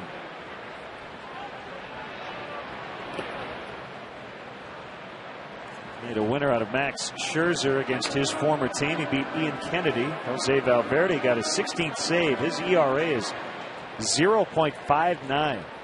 Very nice pickup by Detroit.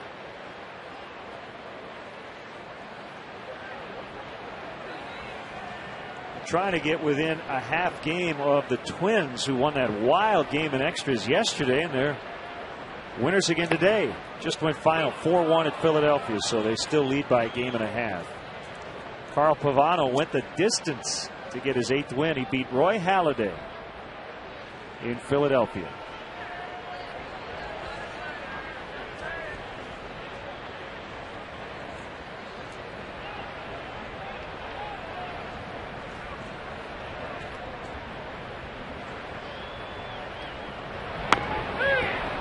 Called strike 3. Fastball on the outside corner. That didn't go well, but everything else has for the Cubs. 9-1.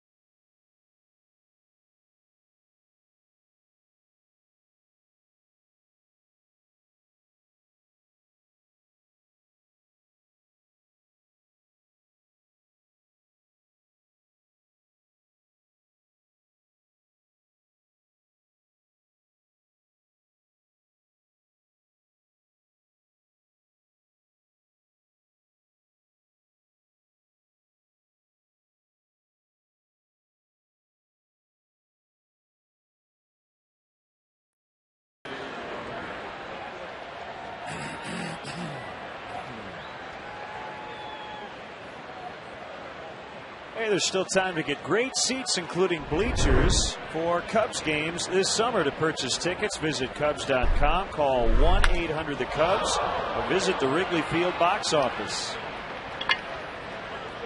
Howie Kendrick with a leadoff single to begin the Angels' 6th. The bat ended up well past the pitcher's mound.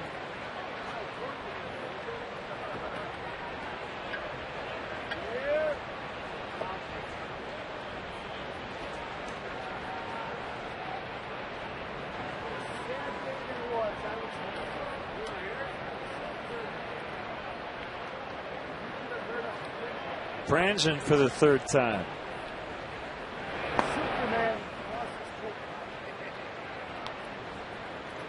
Fourth time out of 6 innings the Angels have had the leadoff man on base. And the 1 run they've scored actually came when they did not get the leadoff man on. That was the 4th. Slider missed, 2-0. Final in New York, Yankees 4-0 over the Mets on the Mark Teixeira grand slam. Sabathia over Santana. Yankees take 2 of 3. Florida beat Tampa Bay 4-1. Josh Johnson got his 8th win. He beat David Price.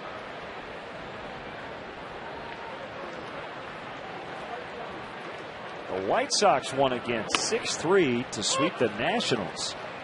Well, the White Sox are red hot. They've won 6 in a row. They're back to 500 at 34-34. And you know they have to be encouraged about the Jake Peavy outing. Yeah, he was really good yesterday. He went the distance. Today it was Freddie Garcia, 7 innings to get his 8th win. Double play ball. They do get one and not the other. I'm not so sure. Gary Cedarstrom said Derek was off the bag, I think. Actually, Bob, I thought that was the more clear out at first than at second. It looked like they got him backwards there. It appeared on first sight that Terrio came off the bag at second and Derek Lee was on at first. Of course, we'll get the opportunity to check some replays here, but another tailor-made double play ball for Carlos Zambrano.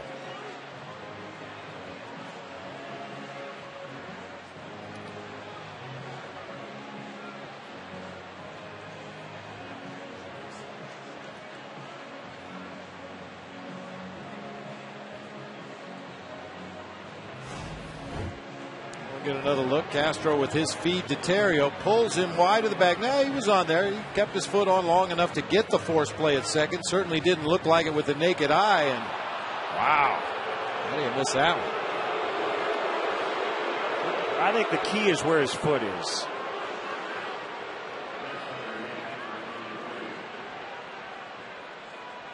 I mean, the throw beat him.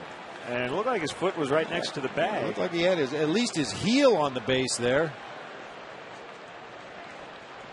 I think Gary Cedarstrom said his foot was not on the base, but you can see his angle.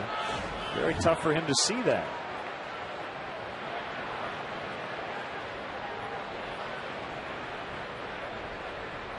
Well, they did get one, and Abreu takes a strike. Angelito Woodward from Harvey's today's hit the jackpot with Powerball contested. If the Cubs hit a homer in the next inning, Angelito Woodard will win 100 chances to win the Powerball jackpot. Wednesday's jackpot worth $97 million. Well, it would have been nice to get 2. That was a 3-1 pitch. And they almost turned it into a 6-4-3 double play.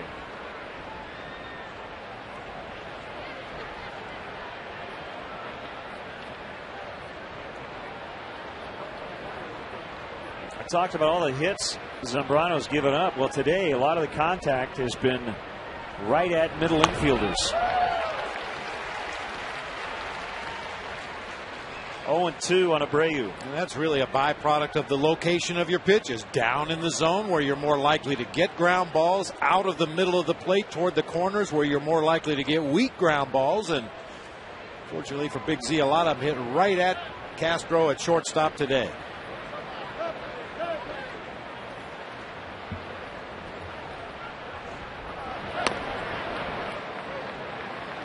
You know, Len, we've talked at length the first 2 games of this series about the Angels and the kind of offensive team they are. Aggressive base runners. They'll bunt, they'll run, they'll hit and run. But they're not the kind of team that's going to come back a lot of times because they don't have many home run hitters in their lineup. Certainly Bobby Abreu, Torrey Hunter, guys that are capable of going deep. Mike Napoli playing first base, a guy that's capable of going deep, but they don't really have the kind of ball club that can slug their way back into a game like this. That's why we've seen Mike Scioscia continue to start runners and do the things that they know they have to do to get back in the game. You saw that sign there, 3 fingers, and kind of rolled his hand. That means if it goes to 3-2, start the runner. But it won't, as Abreu went around, according to Marty Foster. 6th strikeout for Z.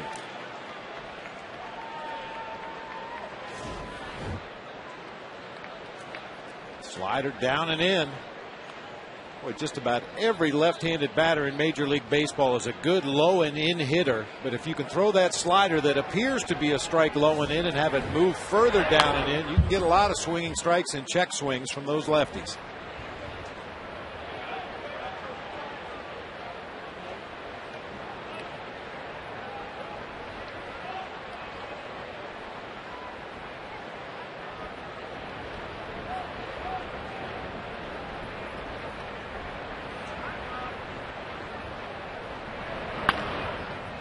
Bounce to Baker, who gloves and throws to first. Bottom 6, all Cubs, 9-1.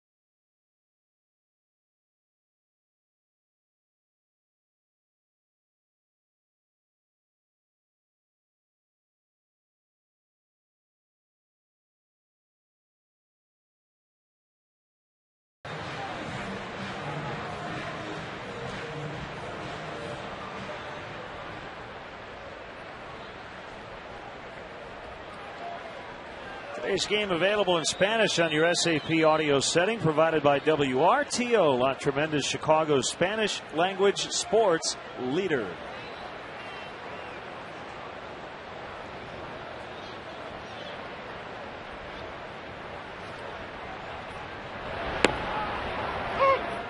A called strike to Giovanni Soto.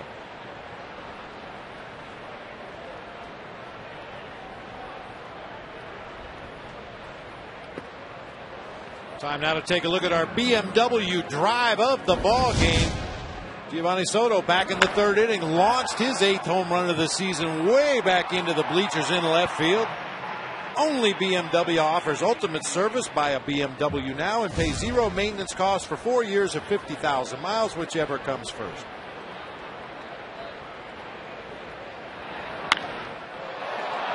Rainbow to deep center. Torrey Hunter on the warning track.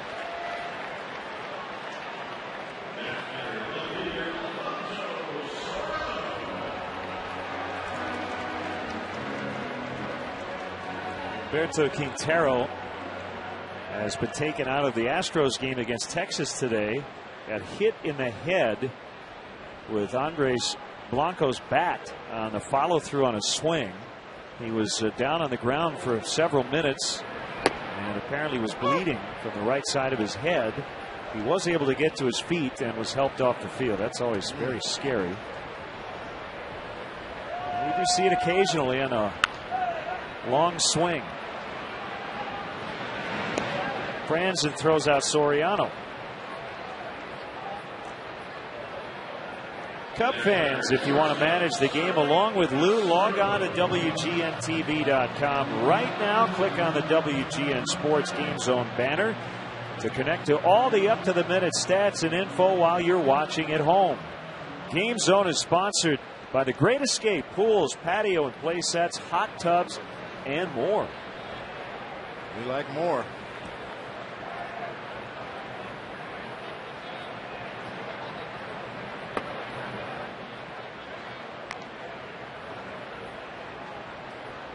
And then I went down to the Angels clubhouse this morning to talk to Mike Scioscia, and he was raving about Starlin Castro. Really impressed by the at-bats he's seen from the youngster in this series. Specifically, just like the first pitch of this sequence, the slider that started on the outer third of the plate and then broke out of the zone. He said not many 20-year-old hitters are going to lay off of that pitch their first go-round in the big leagues.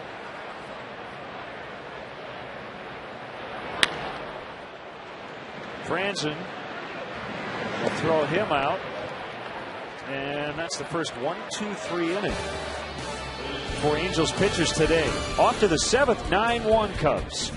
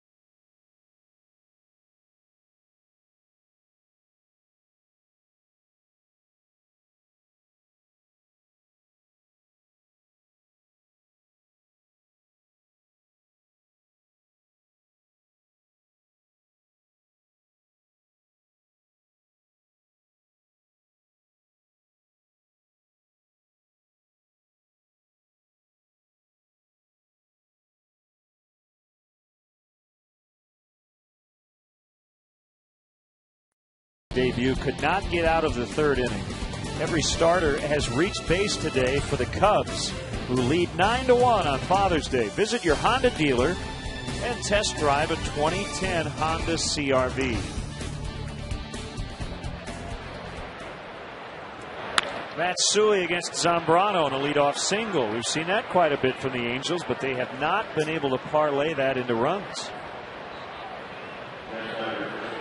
Hey, Cub fans, this season it's easier than ever to find the seats you want or sell tickets to the games you can't make on StubHub, the official fan-to-fan ticket marketplace of the Chicago Cubs. You'll find great seats and great service on StubHub all season, so go to StubHub.com and choose your seats today.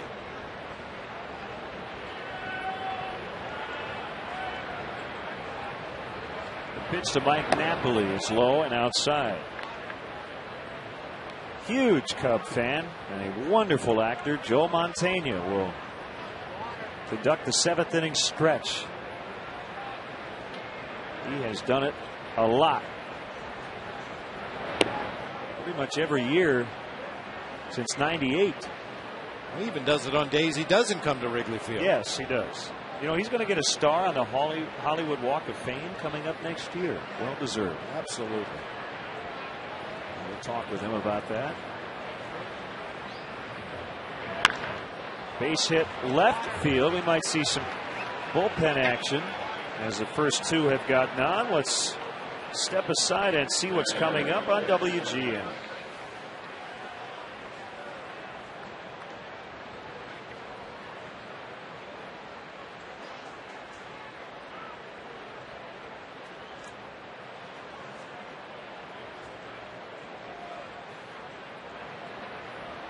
Here's Jeff Mathis before the Angels get out of town. Interesting note here.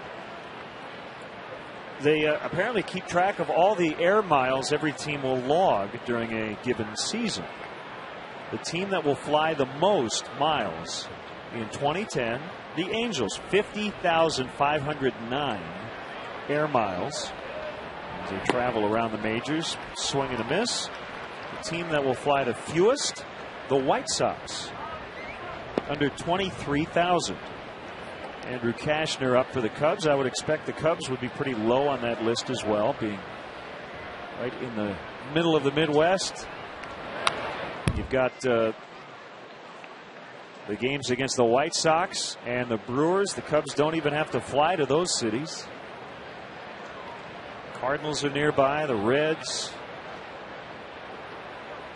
Pretty short flight to Pittsburgh.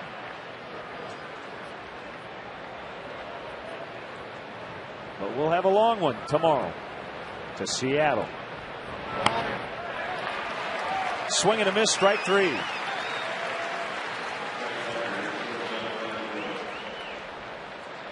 That's 7 for Z.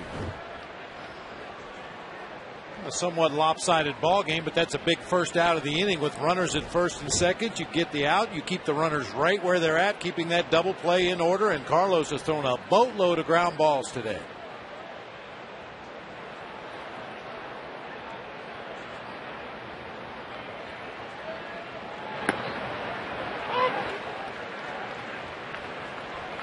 One strike on Brandon Wood.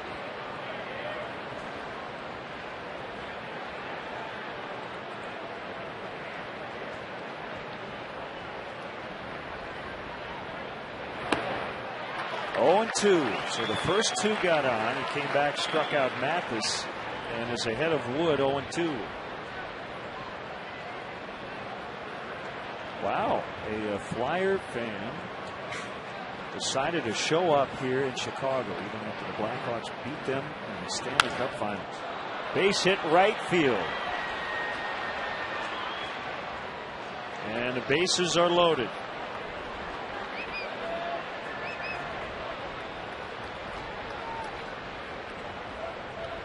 And we'll see Juan Rivera batting for Sean O'Sullivan.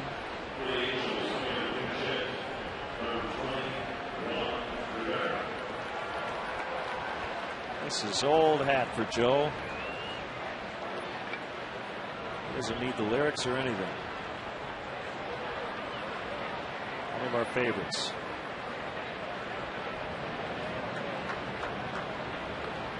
O'Sullivan did a nice job. He gave up a run, but he gave Mike Scioscia 3 1/3. That was more than the starter Saunders could give the Angels today.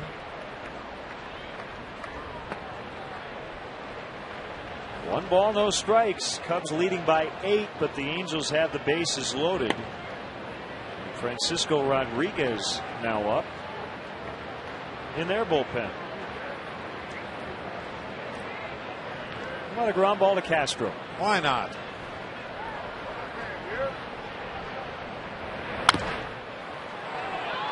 Z will flip. They get 1. They get 2. 1, 2, 3 on the double play to end the inning. Native Joe Montana. All right, from the box seats to the bleachers, let's hear it. A 1, a 2, a 3. Take me out to the ball game. Take me out to the park. Buy me some peanuts and Cracker Jacks. I don't care if I ever get back. Let me root for the Cubbies. If they don't win, it's a shame. For it's 1, 2, 3 strikes, you're out at the old Cub game. Let's go get 'em!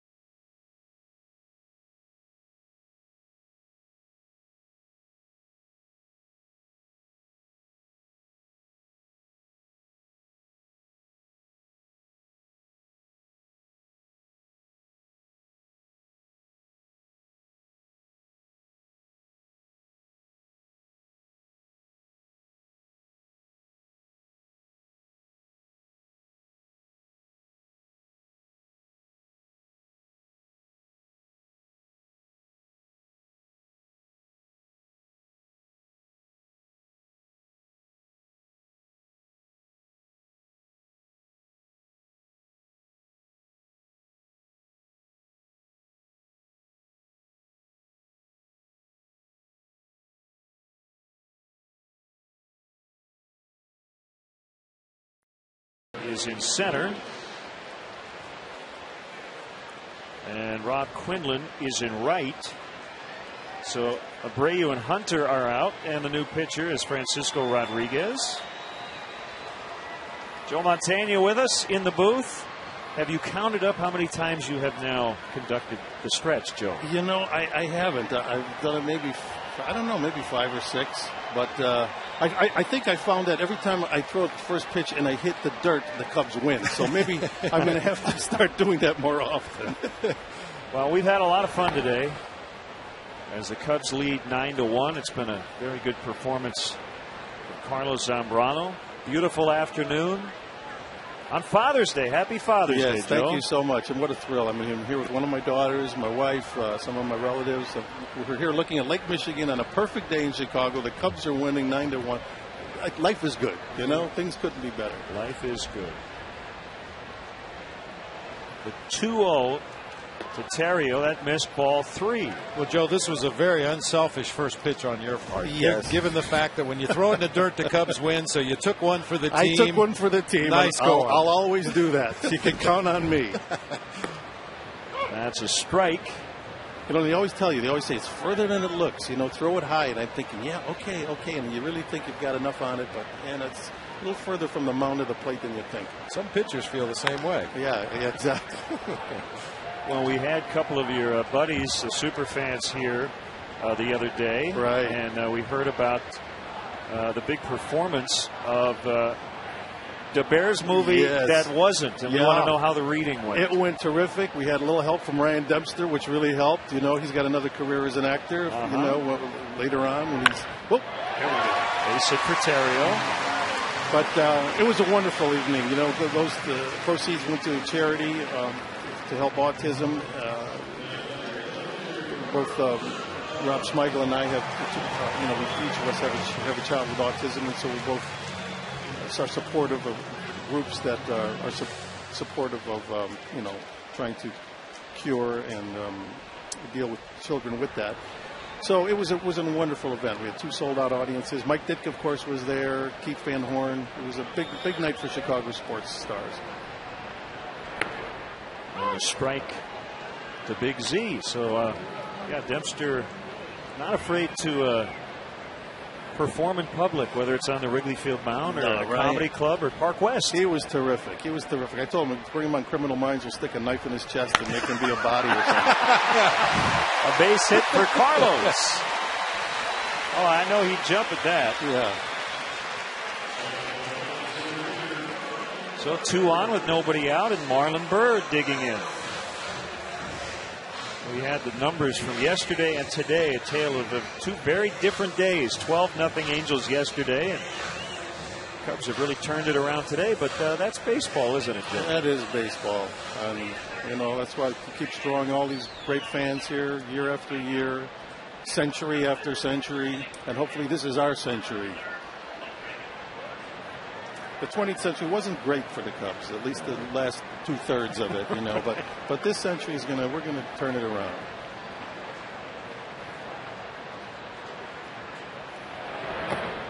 In the dirt, they keep track out there in Sheffield. 1 year since the last division championship. Cubs won 2 straight under Lou Piniella. A long way to go this year. The Cubs right now are thinking small picture. Just win today.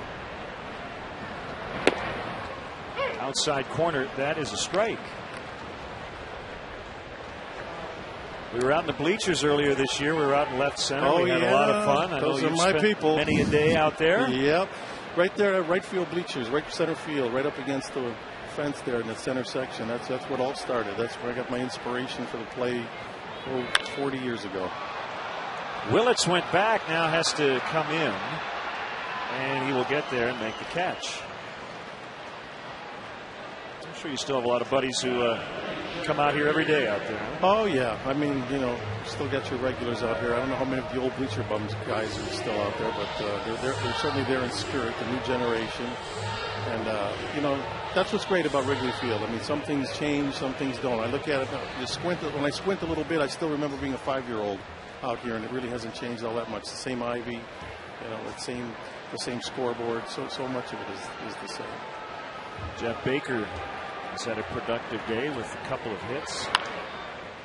I was talking with one of the Angels broadcasters, Terry Smith. This is the Angels' first trip here to Wrigley Field, and on the radio yesterday he had a little roundtable. He was asking all the visiting media, Fenway or Wrigley, and they pretty much all agreed Wrigley. Oh, so I yeah. thought that was pretty good. American League team coming in, and that's right. Thumbs up. That's right. I mean, thank God for Fenway and Wrigley, because at least each league has that one, jewel that they can say this is the way baseball is, and hopefully will be, in terms of a classic ballpark. Yeah, even Angels manager Mike Scioscia and his coaching staff suggested to the players who had never been here before not only to enjoy Wrigley Field, but to enjoy Wrigleyville. And from the way they played defense today, I think they maybe did last night. They might indeed. Yes, indeed. Yeah, Lee Mazzilli's a good friend of mine, and I remember in the Yankee dugout before they came to Wrigley a few years ago, and I told those young players, I said, wait till you get to Wrigley. You're going to experience something like you've never experienced. And I saw them later on in the season. They said, Mr. Montaigne, you were right. Going to Wrigley Field, even for a Yankee, was quite an event. That was an incredible visit that they had when they came here.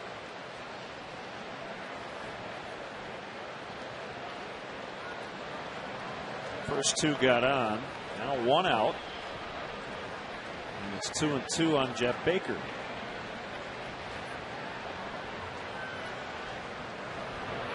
Swing and a miss. Strike 3.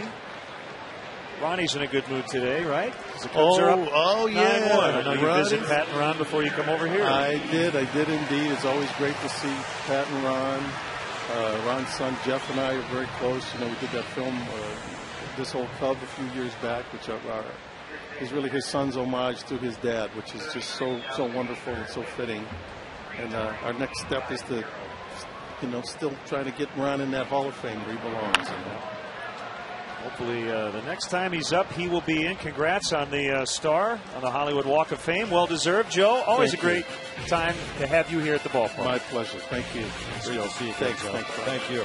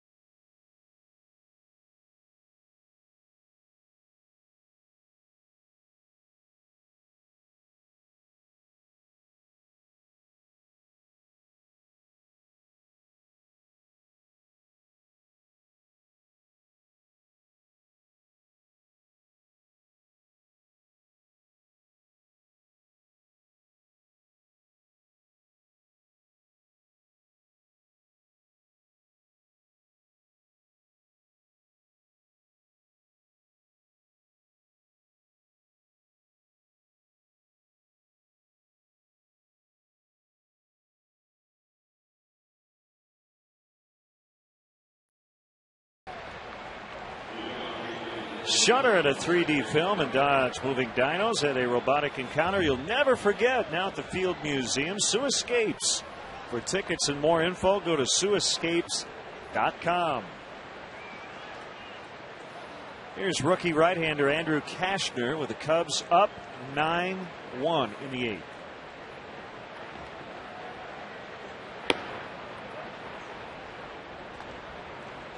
Very encouraging outing by Carlos Zambrano today. We talked about his walks and how the pitch count gets elevated quickly. A lot of runners on base. Only one base on balls in the game today. That came all the way back in the first inning, and he very quickly picked Bobby Abreu off of second base to eliminate that base runner. Had a good sinking, tailing fastball in the zone pretty much all day long. 2-1 to Kendrick.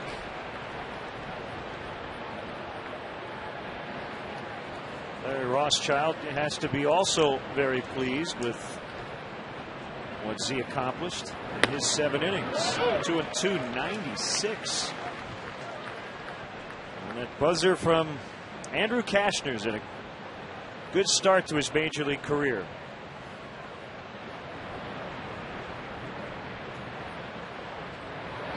Swing and a miss, strike 3. Don't miss your chance to be part of the brand new PNC Club of Chicago. The new club, located down the third base line, offers high-end catering, a top-shelf bar, indoor and outdoor seating, and other benefits that allow for a truly all-inclusive game day experience. Membership also includes parking for every home game. To reserve your season tickets in the PNC Club of Chicago, call 773-404-4200. Ball 1 to Franzen. The other thing Carlos Zambrano did, he kept Bobby Abreu hitless, which is hard to do at this ballpark. In 32 career games here, it's only the 6th time Abreu has not had at least one hit.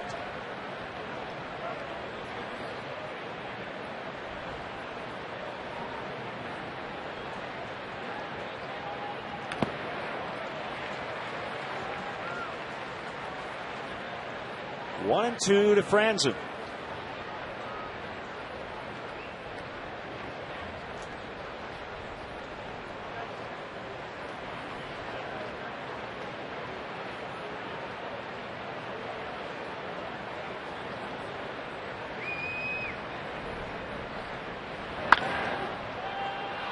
Gets past Terrio and into right.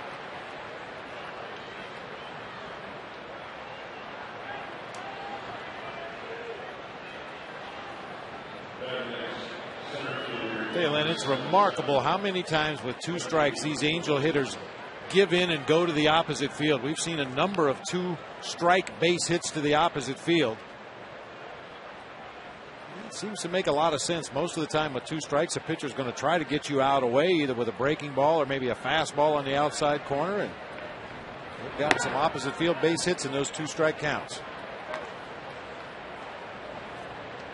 Reggie Willits came into play center in the last half inning.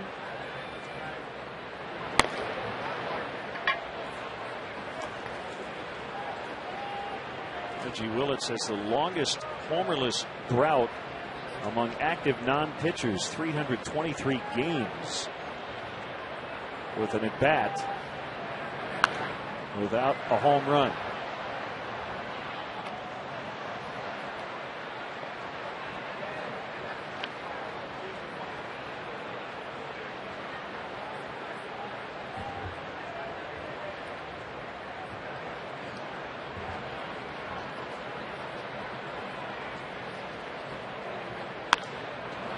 Fly ball out to center. Marlon Byrd makes the grab to get Willits. Bud Light rocks Chicago with the return of the Bud Light Concert Series. Brad Paisley is playing the First Midwest Bank Amphitheater July 16th. Get your tickets at livenation.com. The Summer Concert Series is brought to you by Bud Light. Live music and Bud Light. Here we go. Quinlan bounces. Terrio fields in short right, and Cashner gives the Cubs a scoreless 8th. 9-1 they lead.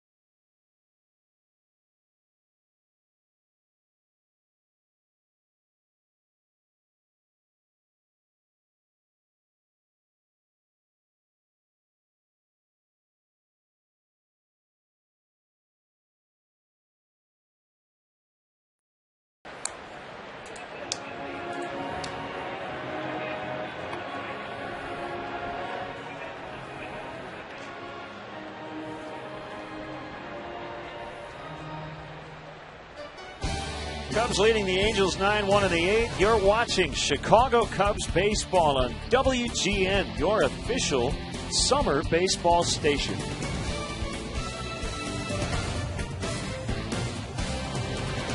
Angels closer Brian Fuentes getting an inning of work with his team down big. Ball one to Xavier Nady. Bob, congrats to the AA Tennessee Smokies. They clinched the first half Southern League North Division Championship. So they will be in the playoffs. They are 41-27. The Iowa Cubs tied for first in the American Northern Division of the Pacific Coast League after a 3-2 win in 14 innings last night.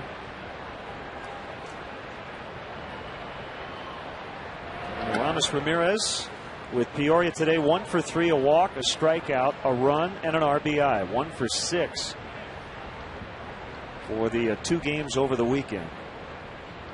Yeah, Bill Dancy, the manager of the Tennessee Smokies in his first year with the Cubs organization, along with Dennis Llewellyn, the pitching coach, Tom Byers, the hitting coach. That's quite an accomplishment.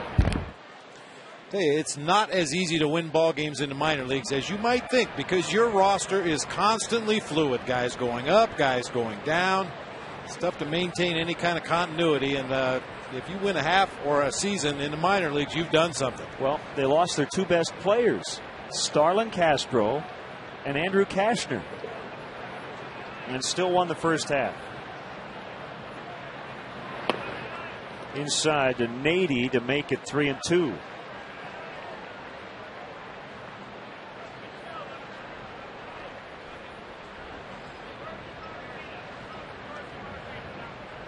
Cashner and Castro are here, and Nady to stay.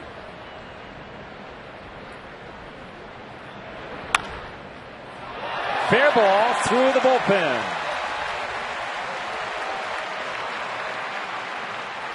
And that's a leadoff double.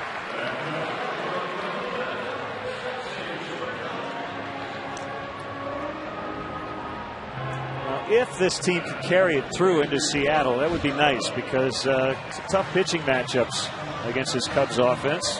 Hopefully they've hit on something today. Well, you certainly hope so. And a lot of hitting is feel. I talk about it all the time. Sometimes all it takes is one line drive. Square one pitch up, get it off the barrel of the bat. Remember what it feels like for that timing to come together at exactly the right instant. And hopefully the Cubs are having that feeling here today and can take it with them to Seattle.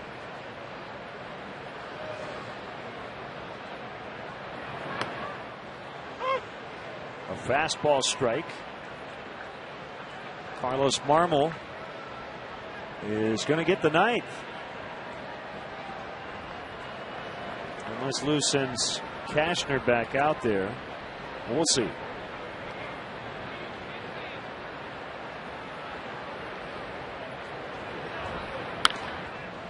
I think if we were playing against a team that we were going to see again in the future this year, you probably wouldn't see Carlos Marmol come into the ball game. You'd want to save him and not give the opposing team a good look at him in an 8-run ball game. But since the Cubs aren't going to see the Angels anymore, Carlos Marmol needs a little bit of work. They're getting him ready just in case.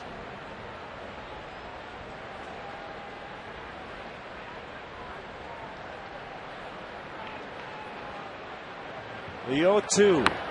Got him.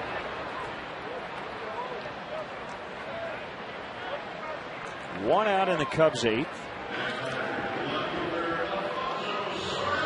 Fuentes went on the DL after just one appearance, a save on opening day, and a mid-back strain, missed a minimum of 15.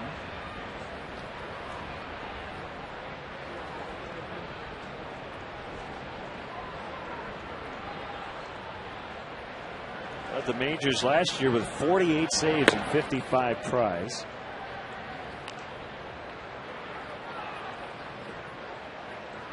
He had big shoes to fill. Francisco Rodriguez, who had set the major league record for strikeouts.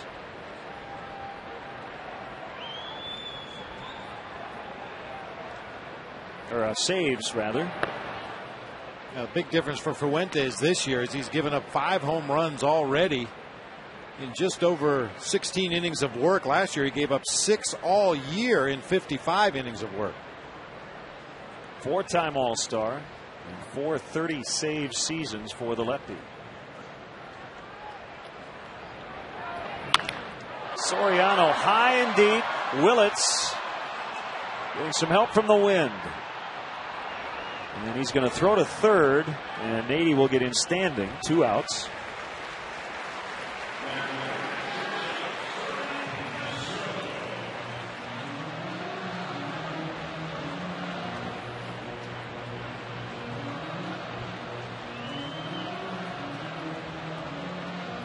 Starlin Castro with a runner at third.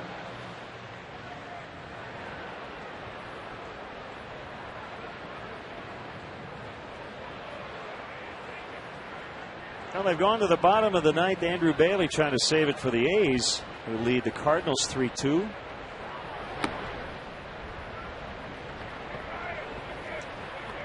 Matt Holliday with 2 home runs in that one for the Cardinals.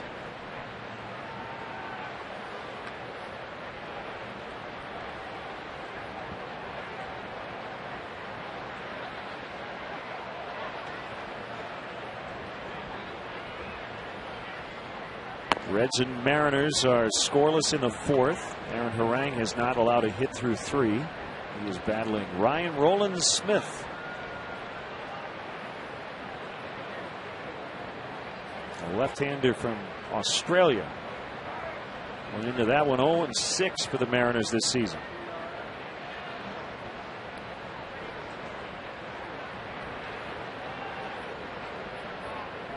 Way outside. 3-0. Atlanta won again. How about the Braves? They have now won 14 of 15 at home. They're 24-7 at Turner Field. They beat the Royals 8-5. Troy Gloss walked 4 times. I guess now teams have decided they don't even want to pitch to him. Atlanta with 42 wins and the best record in the entire National League.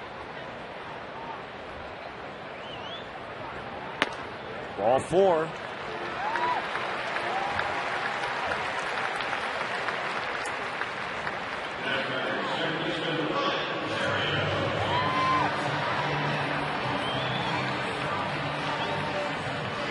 Pirates have a winning streak, 2 games after snapping a 12-game losing streak, 5-3 over the Indians. Maybe it was that negative pierogi that was dragging them down. I think so.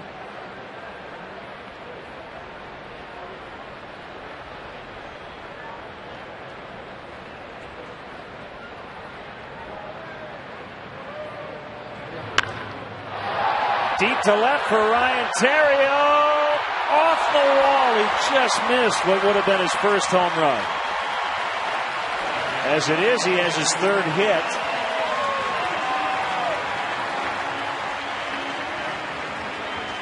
Nady in to make it 10-1.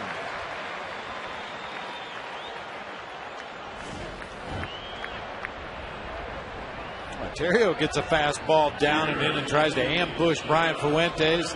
Just get about halfway up that wall in left field. Maybe a little bit too much topspin on that drive off the bat of Ryan Theriot, but good to see his bat coming alive here today.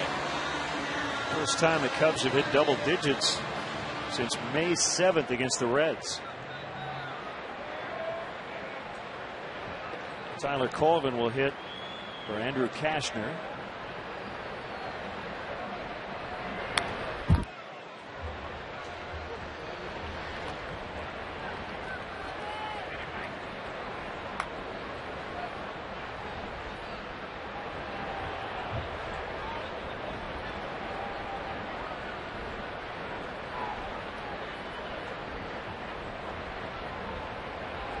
Fuentes has a sign from Mathis.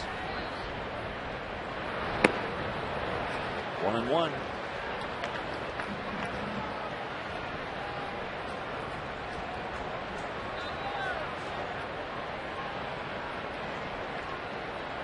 Giants beat the Blue Jays 9-6 in Toronto.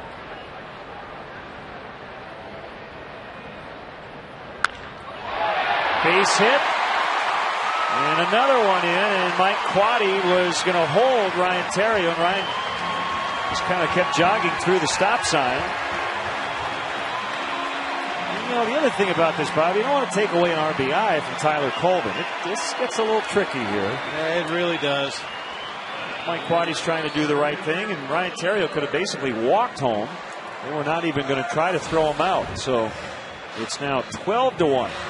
Boy, nice swing by Tyler Colvin against a tough left-hander, and Brian Fuentes stayed in there with that front shoulder and drove that ball with authority into right field.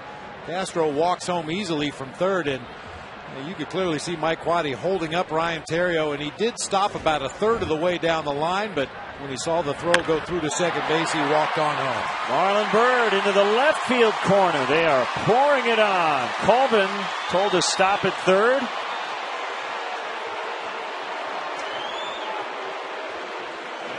Four hits in the inning.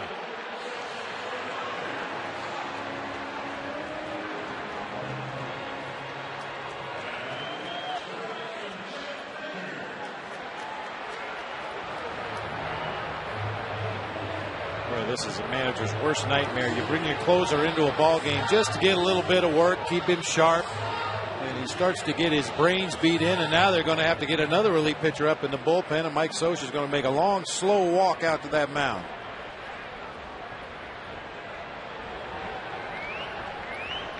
It's Trevor Bell, who was up earlier.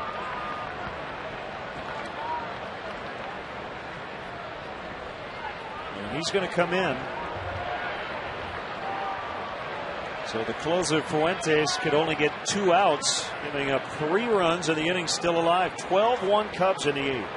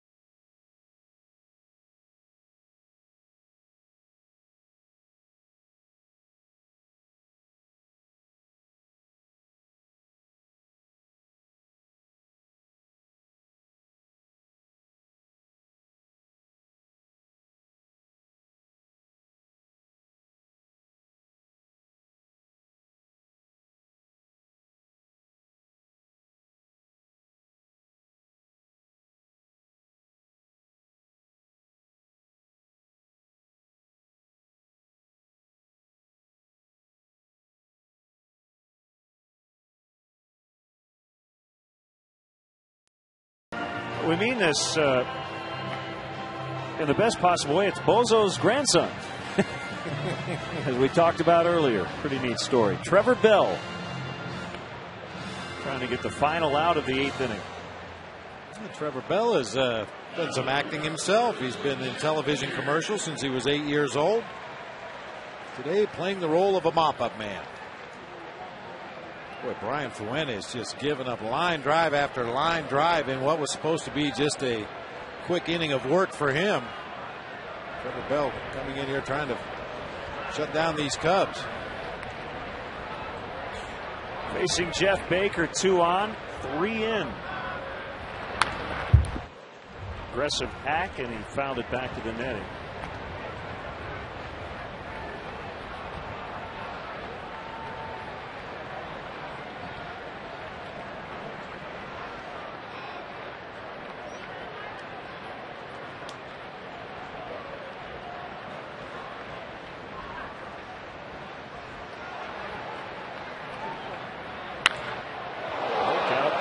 Colvin just able to elude that rocket.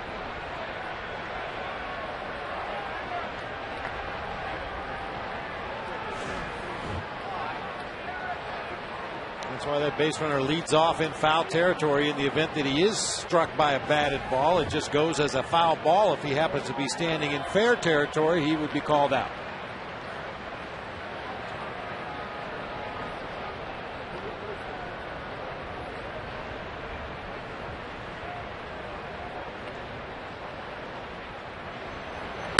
Swing and a miss to end the inning. Trevor Bell strikes out Jeff Baker. Off to the ninth. Here comes Marmol. 12-1 Cubs.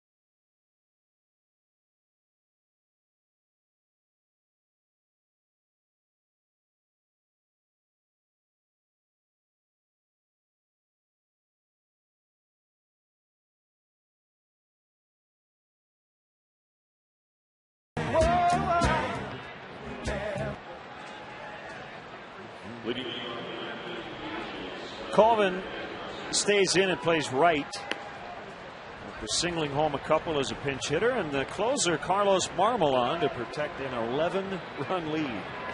Just doing the math here. No, this is not a save spot. Not just yet. Look at the strikeouts. 56 in under 31 innings. Just crazy numbers. Those are fantasy league numbers.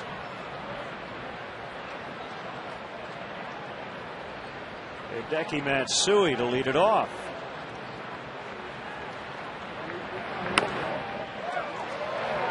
.96 on that fastball from Marmol.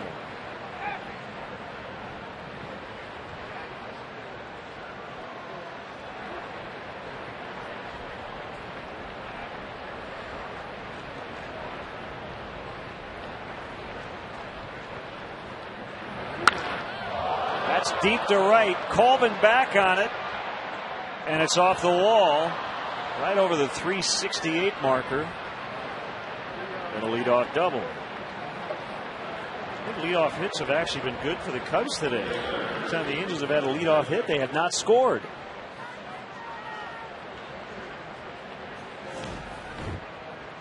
Hey, Hideki Matsui can turn around a fastball. No question about it. Marmol with a 96-mile-an-hour heater, unfortunately, right over the middle of the plate, and Matsui bangs it about halfway up the wall in right field. The hitting mechanics of guys from Japan are just incredibly consistent. Did you see the bat flip by Matsui? I mean, exactly what Kosuke does. I mean, for that matter, the pitching mechanics for a lot of the pitchers that come over from the Japanese professional leagues. They always have some kind of a little hitch in their windup. Look at that bat toss you're talking about right here at the end of the swing. Something as simple as that. Holds his bat very upright as he takes his stance and looks out toward the mound. Very similar to Kosuke.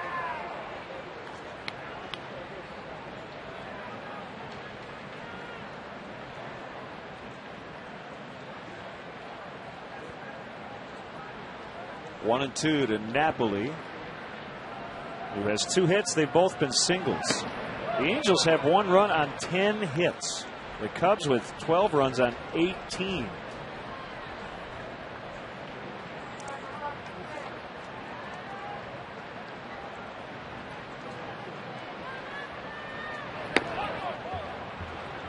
Pulled that slider way outside. It's 3-2. Give a shout out to Mike Phelan of Rockford, a 40-year Cub fan.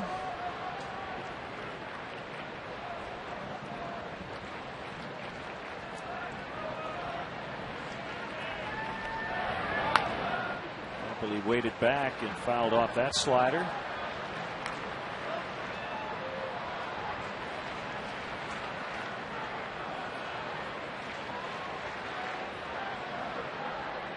Oakland held on and beat the Cardinals today. So the first place team in this division is lost. 3-2. Napoli swings and misses. Strike 3. Chance for the Cubs to get to within 7 in the division. Now you've heard of a fadeaway jump shot in basketball. This is a fadeaway swing.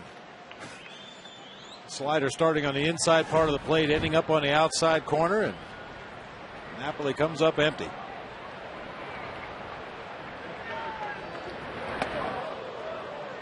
Inside to Mathis. Talking about songs that guys request, but Jeff Mathis requests Chances Are, or something by Johnny Mathis. I'm guessing no.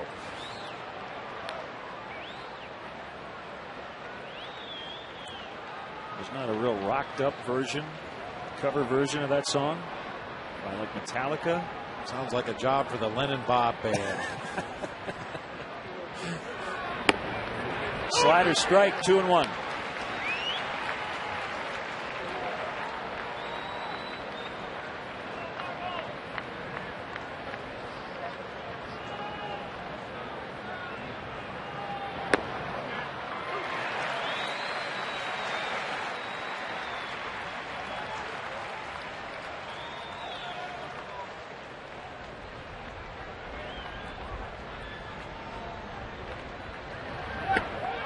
Called strike 3.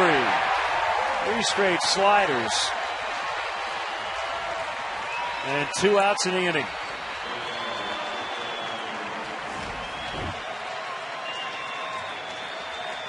Two plus weapons available for Carlos Marmol. The fastball in the upper 90s, and that slider is as good as any in the game.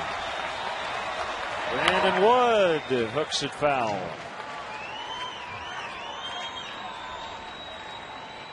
You know, it's easy just to talk about Marmol stuff, but his delivery is so herky-jerky. I think it's tough for hitters to pick him up as well. And when you're facing a closer for 1 inning at a time, it's going to be a tough duty.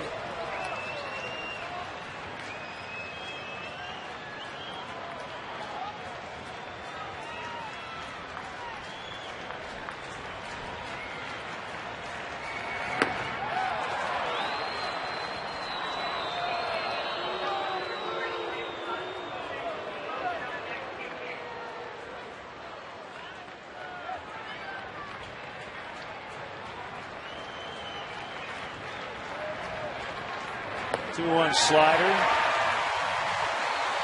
2-2.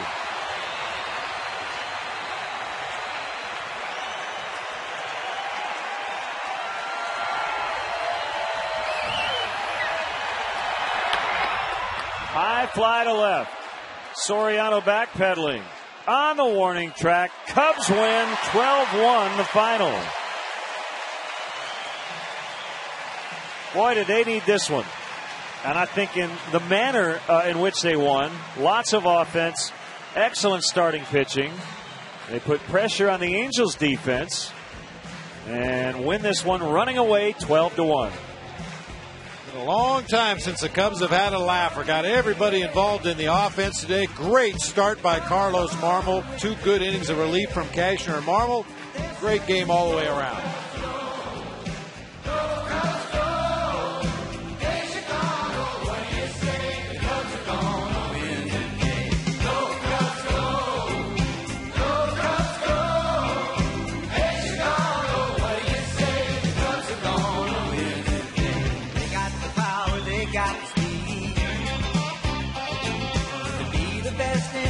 final lead. Well, this is the year and the Cubs are lead. So come on down to Wrigley Field. We're singing now, go Cubs, go. Go Cubs, go. Hey Chicago, what do you say? The Cubs are gonna win today. Go Cubs, go. Go Cubs, go. Hey Chicago, what do you say? The Cubs are gonna win today. Baseball time is here again. You can catch it all on WGN. So stand with me and clap. Cubs finish the homestand 4-5. They win today, 12-1. And we'll be back to Wrigley in a moment.